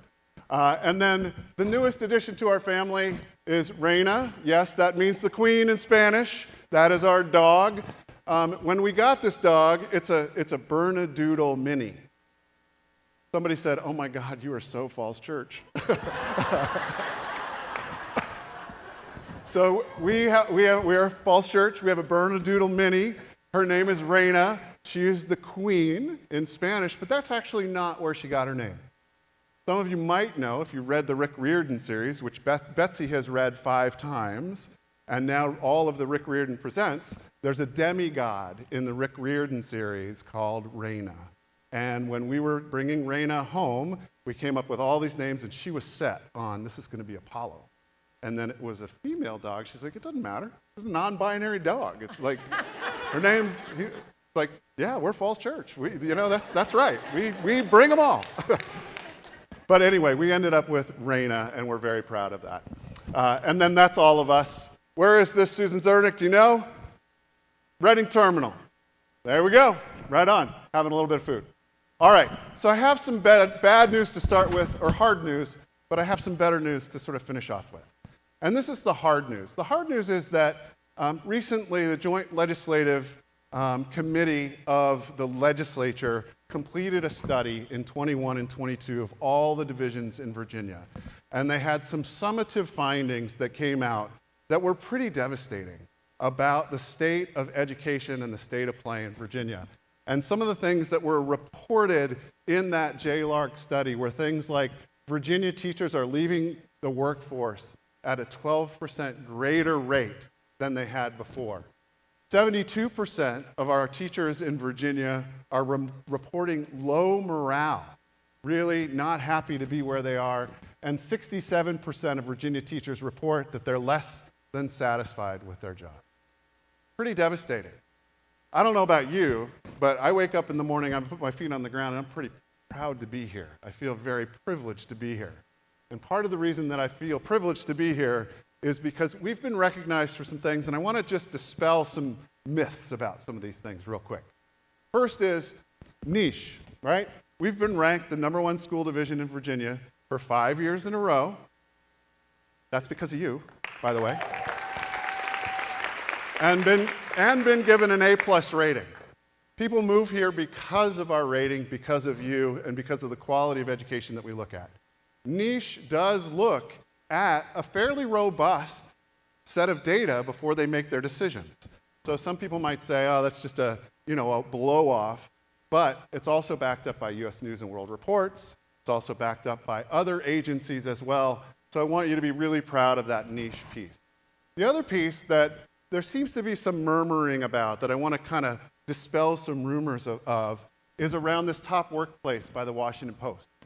The Washington Post called us about 6 months ago or 8 months ago and said, hey, can we do an anonymous survey with your staff to find out how they're perceiving your workplace? And we said, sure, whatever. So John Brett worked with the Washington Post. The Washington Post got our email lists. You all got anonymous surveys.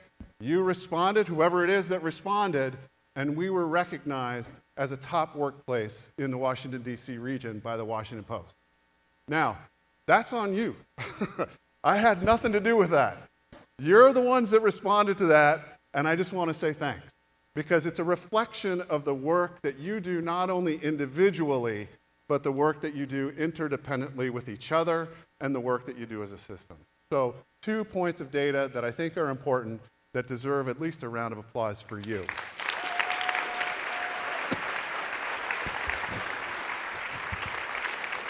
So that's the good news. Here's some more news. Some more news is, and this comes from the surveys that we did administer. You might remember 2 years ago, we administered the workplace survey, and last year we introduced the parent survey. We will we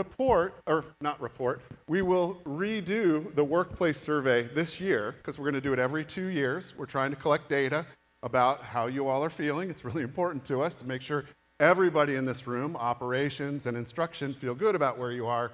But this is what you reported. So think about it and juxtapose it to what I just shared with you from the information that we got from Virginia as part of the JLARC study.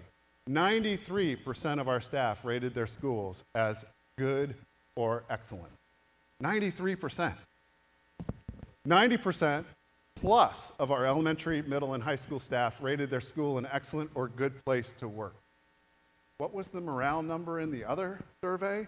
Much less than that. So over 90% of you are rating these places as excellent or good places to work. Over 90% of our parents and staff said they received good or excellent communication and information from their schools. 90% of our parents rate the quality of their child's education as excellent or good. That's huge, guys.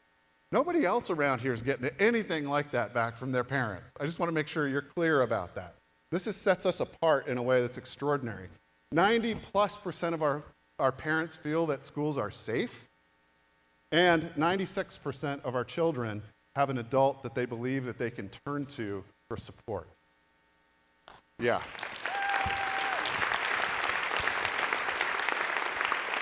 Oops. That is the great news. And that, again, that's data from you. That's not data that's just created out of whole cloth. This is a survey that was done by K-12 that came in, that we paid some money to administer this survey for, and these are what the data tell us. You can't argue with it. It's pretty amazing, and it's so far out of the norm for what else is happening around our state and around our country. And I would invite you to consider these data as you move forward in your year.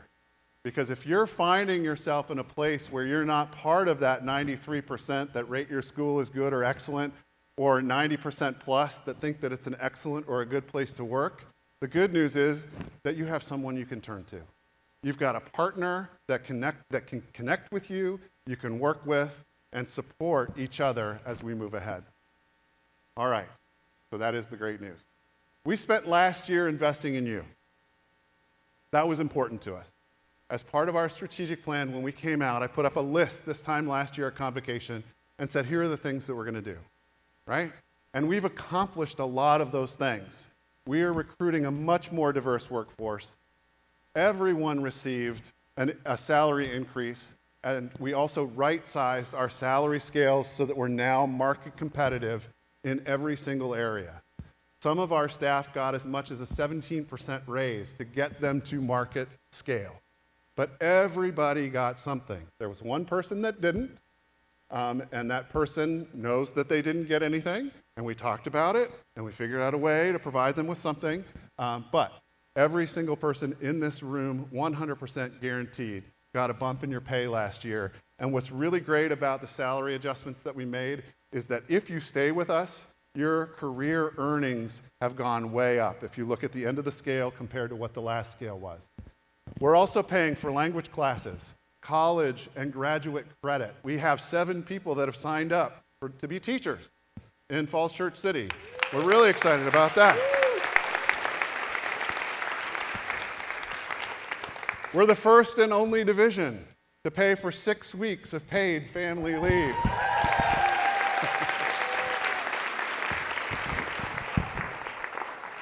Sarah's like, yeah. I see you up there.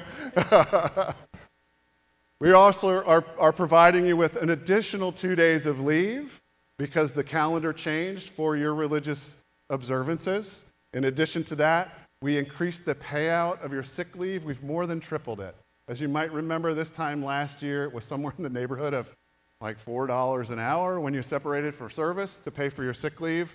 Now it's closer to like $15 an hour. And that is for 2 reasons. One is because it's the right thing to do, but the other is to try to incentivize you from not worrying about the use it or lose it, right?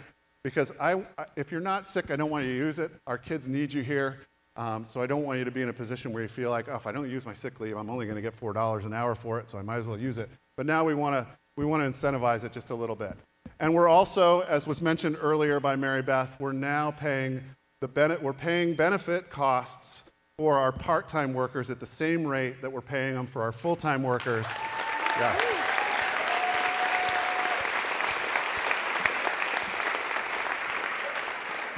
So we've done a pretty good job as a team. I think that we've all worked very closely together. Those were all things that you all came to us and said, we'd really like you to look at this. We did. We went back to the drawing board. We sharpened our pencils. We did some work, and we made sure that these things were taken care of. And this year, we're going to continue to focus on our strategic plan, but as you all have heard the last 24 hours, our focus really is going to continue to be on the whole plan, but with a deep pivot into the wellness, equity, and belonging work that we do here to strengthen our culture here in the City of Falls Church schools.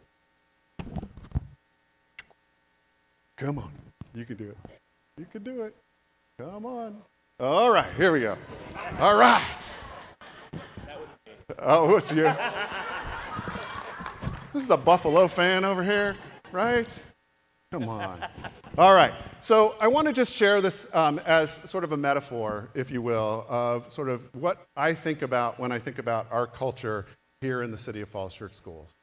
We have surface culture. We have shallow culture. And shallow culture is not derogatory, by the way. It just means it's the next level down. And then there's deep culture, right? And shallow culture, surface culture are the things that we all see every single day. It's what our parents see, it's what our staff see, it's what our students see, it's what our community sees, and the like. So they see our things like what our mission statement says. They know what our goals are. They know what our vision statement is. They have a sense of our policies and procedures that we put in place. But if you asked anyone in the community, why are these policies and procedures in place? The community would say, most likely, I don't know. I don't know what the basis for those policies and procedures or that mission statement is about or that vision statement is about, because all they see is what is at the surface, right? And so I want to invite you in this year and today to think about what are the next 2 layers down? What is it about us as a school system that creates sort of a secret sauce, if you will, that makes us who we are, that makes us great, that talks about being number 1, being the best workplace, 90+%, and all of those different categories.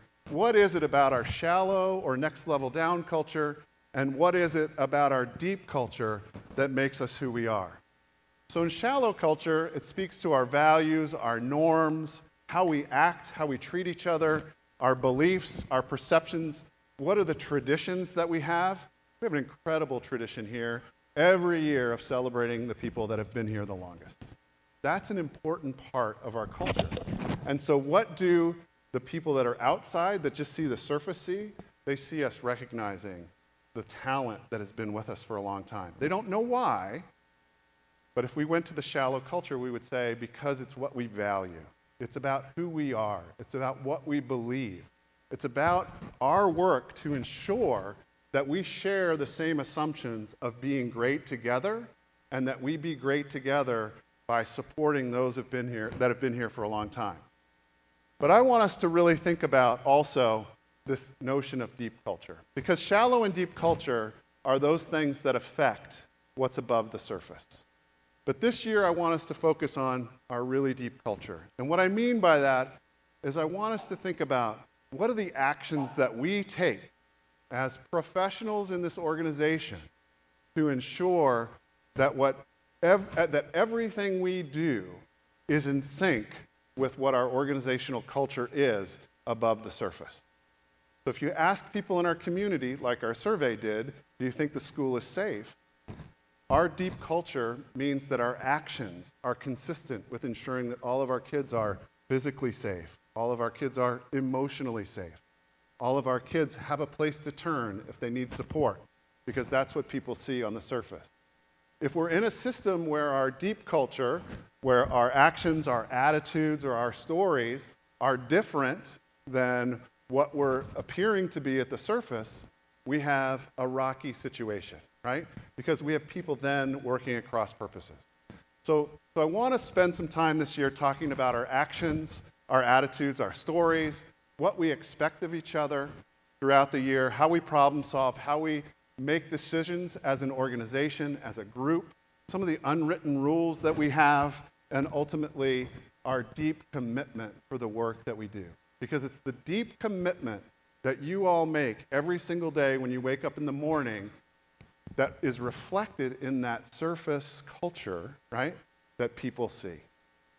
So I want to use that as just sort of the metaphor for some of the work that you've been doing and some of the things that we want to continue to do while we're here. Rick didn't say it yesterday. I thought he was going to say it. But the truth of it is that culture eats strategy for breakfast.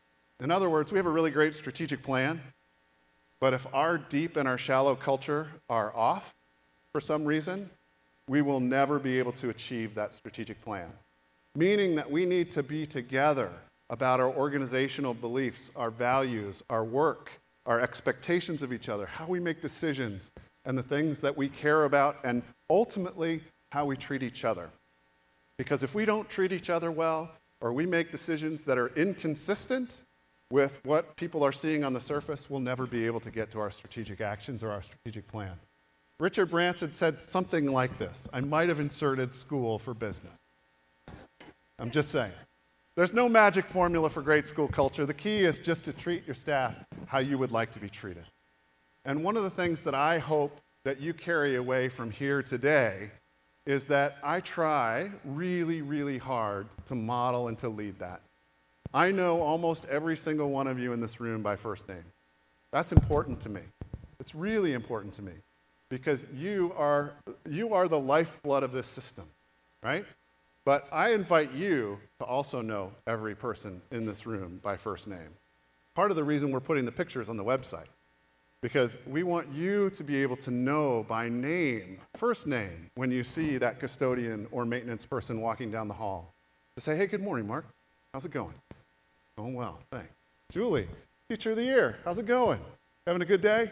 All right. Adam, things good? Family's good? Right on. Cool. I can't see any further than you guys. Anyway, but you get the picture, right? We want to treat each other really well because we are, in the end, the culture keepers of the organization.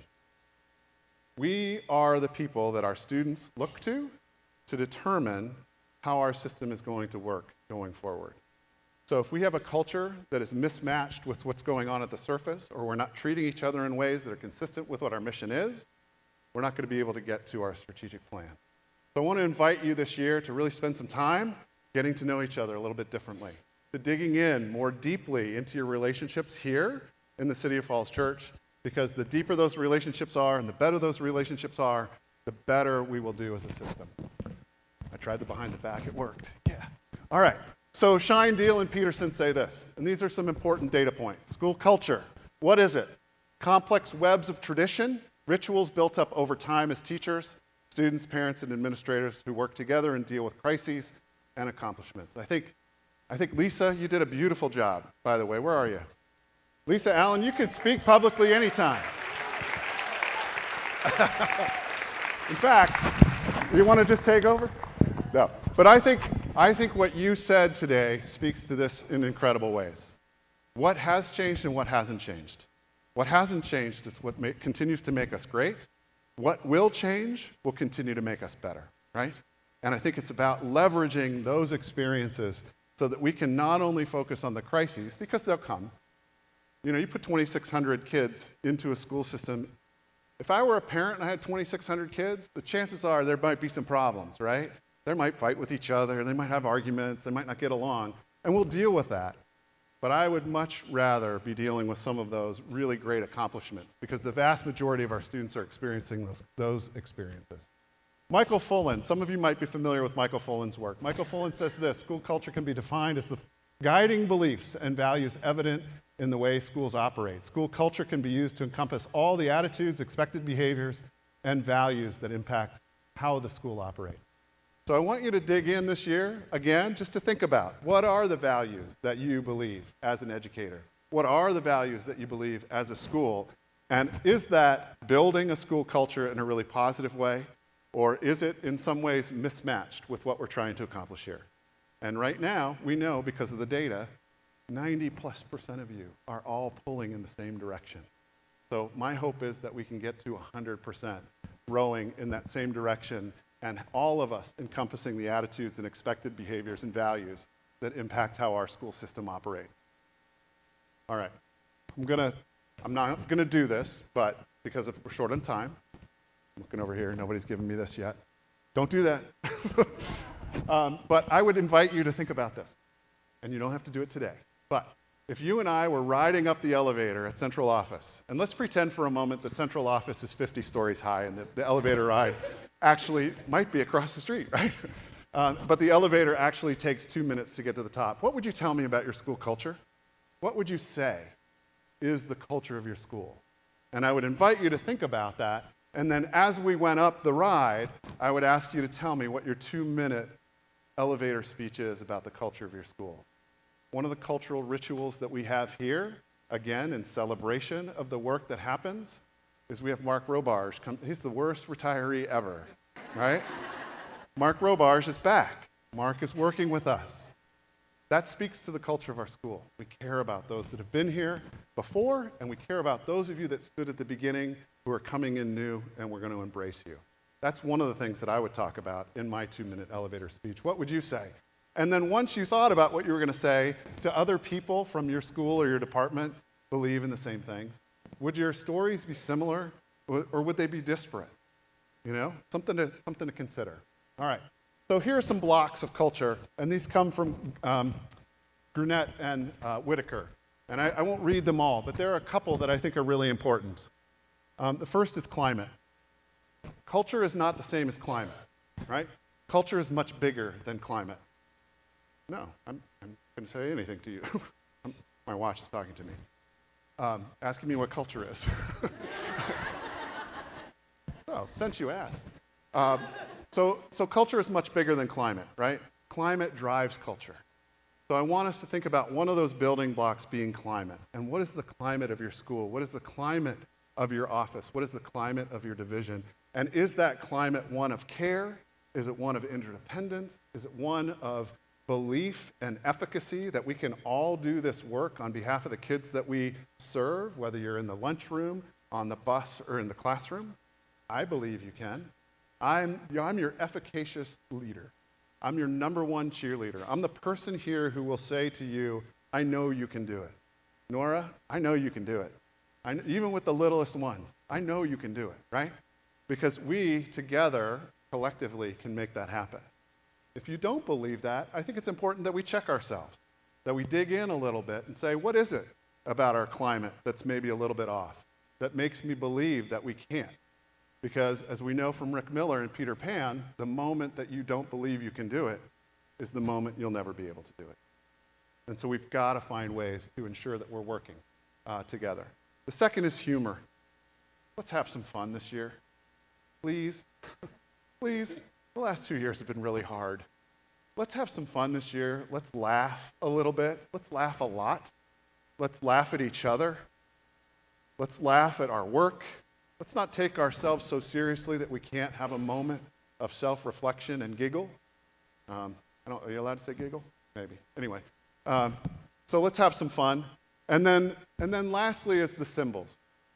What are the symbols that we're going to put out there that get to hope, to get to the scientific meaning of hope. What are the messages that we're sending to our kids? What are the messages we're sending to each other? What are the rituals that we believe in that support what we're really trying to accomplish? So those are some of the building blocks of school culture that I want to just spend a second talking about. I'm going to share this presentation with you, and because of time, I won't go through the dimensions of culture in any detail, but I do want to share with you, these are some dimensions of culture that as you're working with your groups and teams to think about. One is your goals, your focus, and your values. Are you focused on those? What are your interactions and your relationships like? Are your interactions and relationships with your team the same as your interactions and relationships with others that aren't on your team? I would invite you to examine that and find ways to include everyone in our building. What are the ceremonies and traditions we have? Are our communications aligned to make sure that you're getting the information you need so that we have a good, strong culture and climate? Is there a distribution of influence and power in decision making? That list of things that I put up there were not things that came out of my head. I wasn't thinking about 6 weeks of paid leave. I'm done having kids. You told me, why don't we think about 6 weeks of paid leave? And we went back as decision makers and made that happen. So when you think about distribution of influence, power, and decision making, don't be fooled. You guys have the power. You tell us what you need in your classrooms. You write the curriculum. You drive policy decision making. You are major drivers in the system. But are we sharing that in our teams? Are we sharing that in our schools? Are schools reflective of the culture that we want to have? Morale and feelings of efficacy we've talked about. Don't underestimate the power of your physical space. If we live and work in a clean, neat, attuned environment, our kids will be respectful in a very different way. If we operate in a building that's dirty, that has broken things across the building, our kids will not value that space as importantly as we want it to be valued. So I again want to shout out Eduardo and his team and the custodial folks and our maintenance team and the work that they do to pick up those orders to make sure that we have sort of that Disneyland effect, if you will. When you come to Falls Church, it's the Falls Church effect. You walk into this building. We had 3 visitors from Fairfax County yesterday who said, oh my God, this place is absolutely amazing. They sat right up front. They took notes the whole time. It was so obvious that they weren't with us. One of them was wearing a suit. I'm like, oh man. Anyway, they just were astounded by our place. And all of our places are much like this. Every corridor you walk down, whether it's at JTP, Mount Daniel, Oak Street, here, Henderson, they're beautiful. And it's because of the work of our team. Our kids see that. Our kids don't want to walk into a physical environment that's bad. Culture is the most powerful strategy and leverage point that we have in our organization to continue to make change. And I invite you to continue building on our culture of excellence here in this system by simply continuing to look at those things that I listed, but also building relationships with each other. All right, so what we know impacts what we say, what we do, and how we make people feel.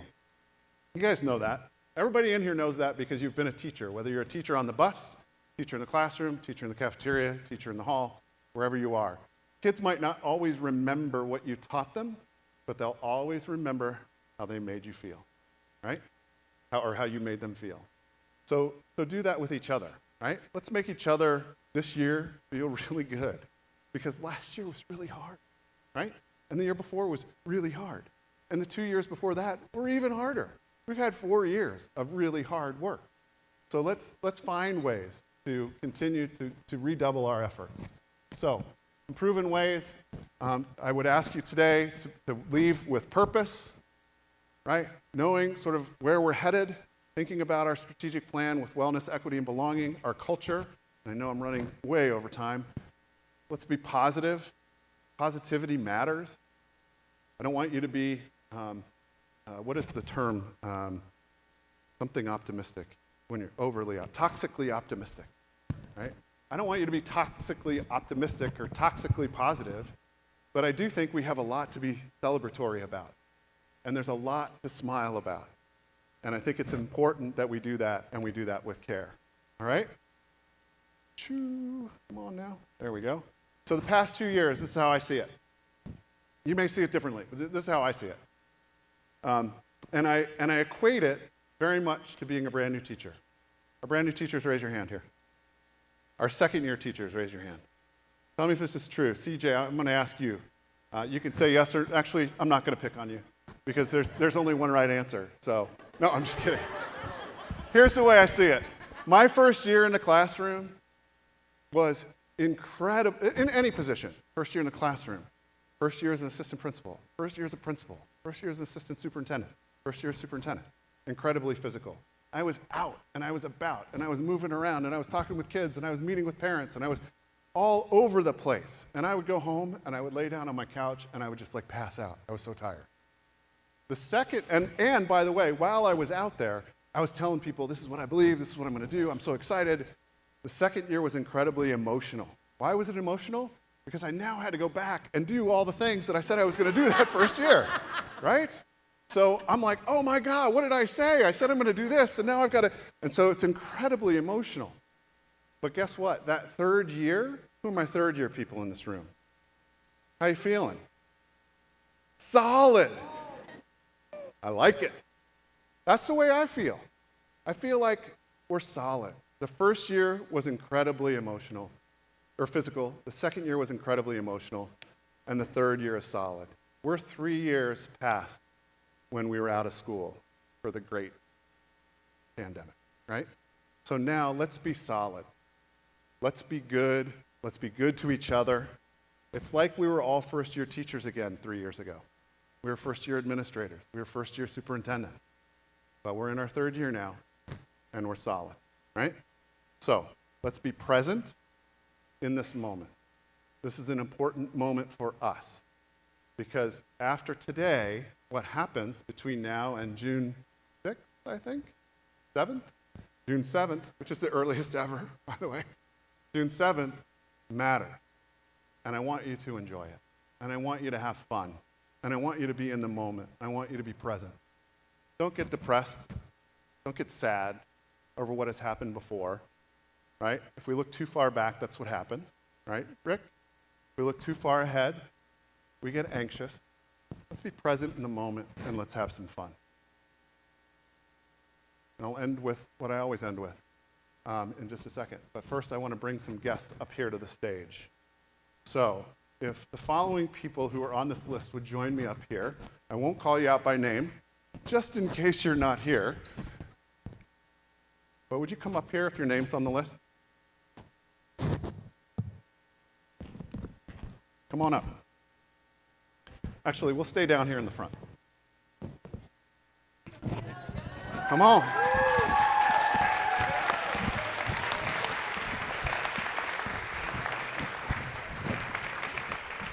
Got to find the end first, I think. Nan Hoff. Got a lot of shout-outs today. Welcome. All right. Those of you in the back, I'm going to now make it the front. Morning. How's the girl? What's she doing? Potty training. Potty training, right on. All right. So I'm going to ask these people. We've got Angelica Lovelace. Thank you, Angelica. Nan Hoff. Jennifer McCormick. Well, actually, I won't go through because somebody might not be here.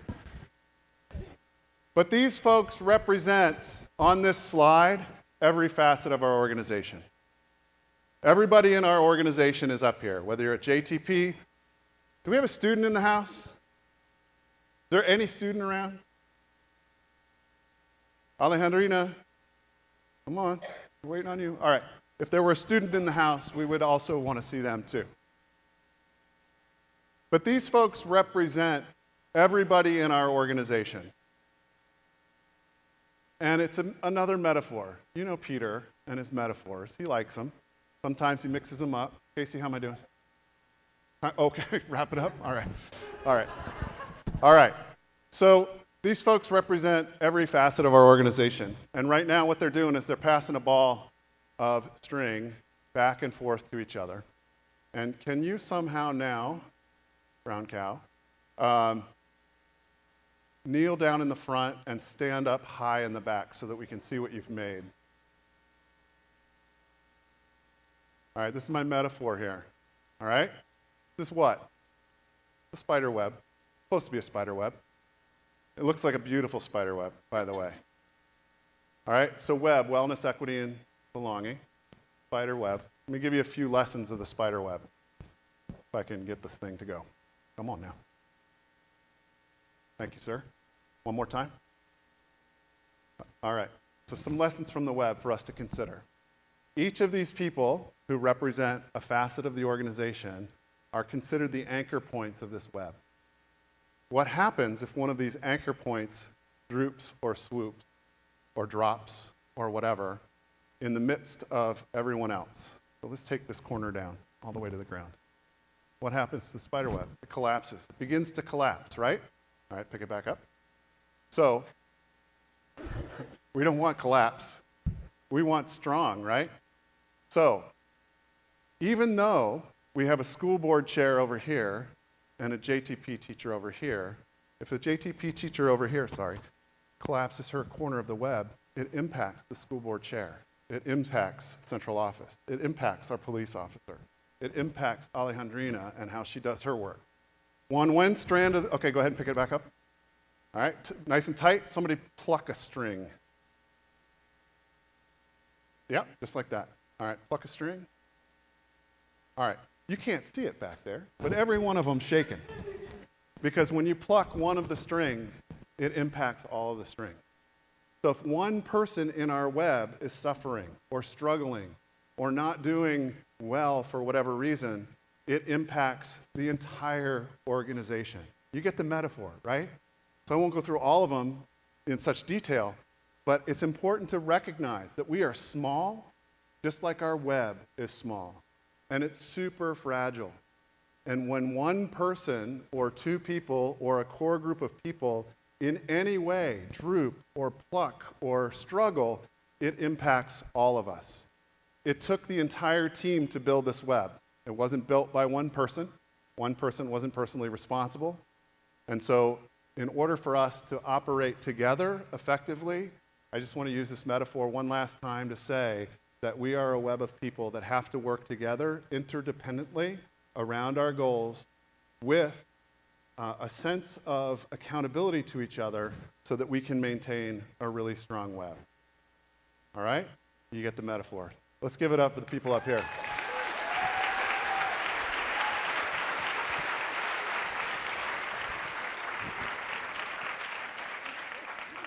Welcome. Welcome. We have some new people that were part of our web representing you, and we have some staff that have been here for a while that represented you as well. All right. Here's where we end for me. And then I'm going to turn it over to Rory. Whoops. You were made for this moment, you guys. Everybody in here was made for this moment. Be in this moment right now. And if you're in this moment right now, and you're kind and generative and thoughtful and give gracious space and do all the things that we've talked about over the last couple of years and do a great job in your particular facet of the organization, we will continue to shine and we'll continue to be great. And I believe in every single one of you in here. And it's a daily, I'm not going to cry, but I do want you to know that it's a privilege of a lifetime to work with you. I see you in the hallways and I just light up. Yoki, I can't see you and not cry. I'm so happy when I see you. I mean, it's a privilege of a lifetime to be here with you, and I appreciate you. So I'll end the way I always end, which is to go forth and be brilliant. But before you do, we have a couple things we're going to wrap up with. We're going to turn it over here to Rory in just a second, but I just want to say thanks. And I know that we held you long today. I'll make it up to you somehow, I promise. Maybe it's donuts. All right? Thanks.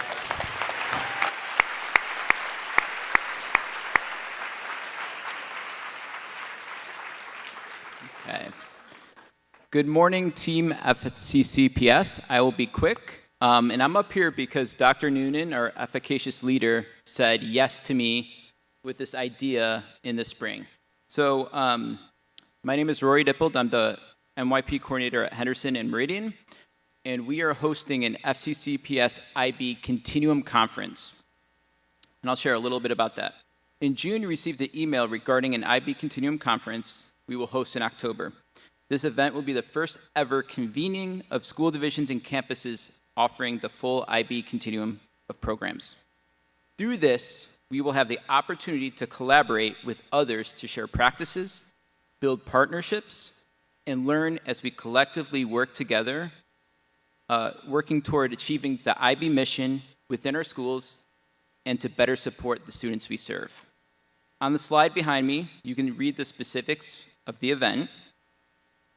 But just as a quick note, we do have many wonderful IB staff members coming to present to share their knowledge with us and so we can grow professionally.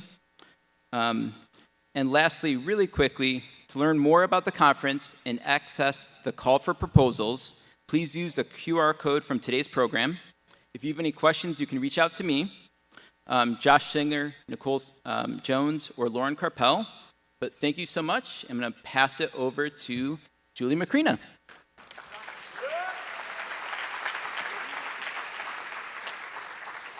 All right, I have the last few words that are most important when it has to do with food and our next steps.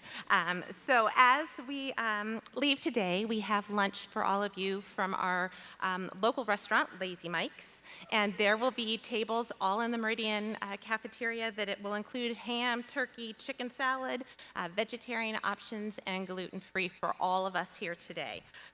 We ask today that you please pick up your lunch and head to a safety meeting for all of us here today. So secondary staff, as you pick up your lunch, please proceed back here to the Meridian Auditorium. Oak Street staff, you're going to be going to the Learning Commons, and Jesse Thackeray and Mount Daniel, you will be headed to the Henderson cafeteria, and operations and the Oak Street team, you will be in the Meridian Library. After that safety session, we will still have our sessions 4 and 5 for those of you who have registered. So finally, we do have a video that we are going to hold and send out to you later from our famous man with the microphone, Rob Carey. You will receive that in an email along with the strategic plan video. So one lasting thought to think about, that as we leave today, please keep in mind our words from our keynote speaker, our time traveler, and our hopeologist. All kids can succeed, no exception. And the last quote for sure from our superintendent, go forth and be brilliant. Have a wonderful afternoon.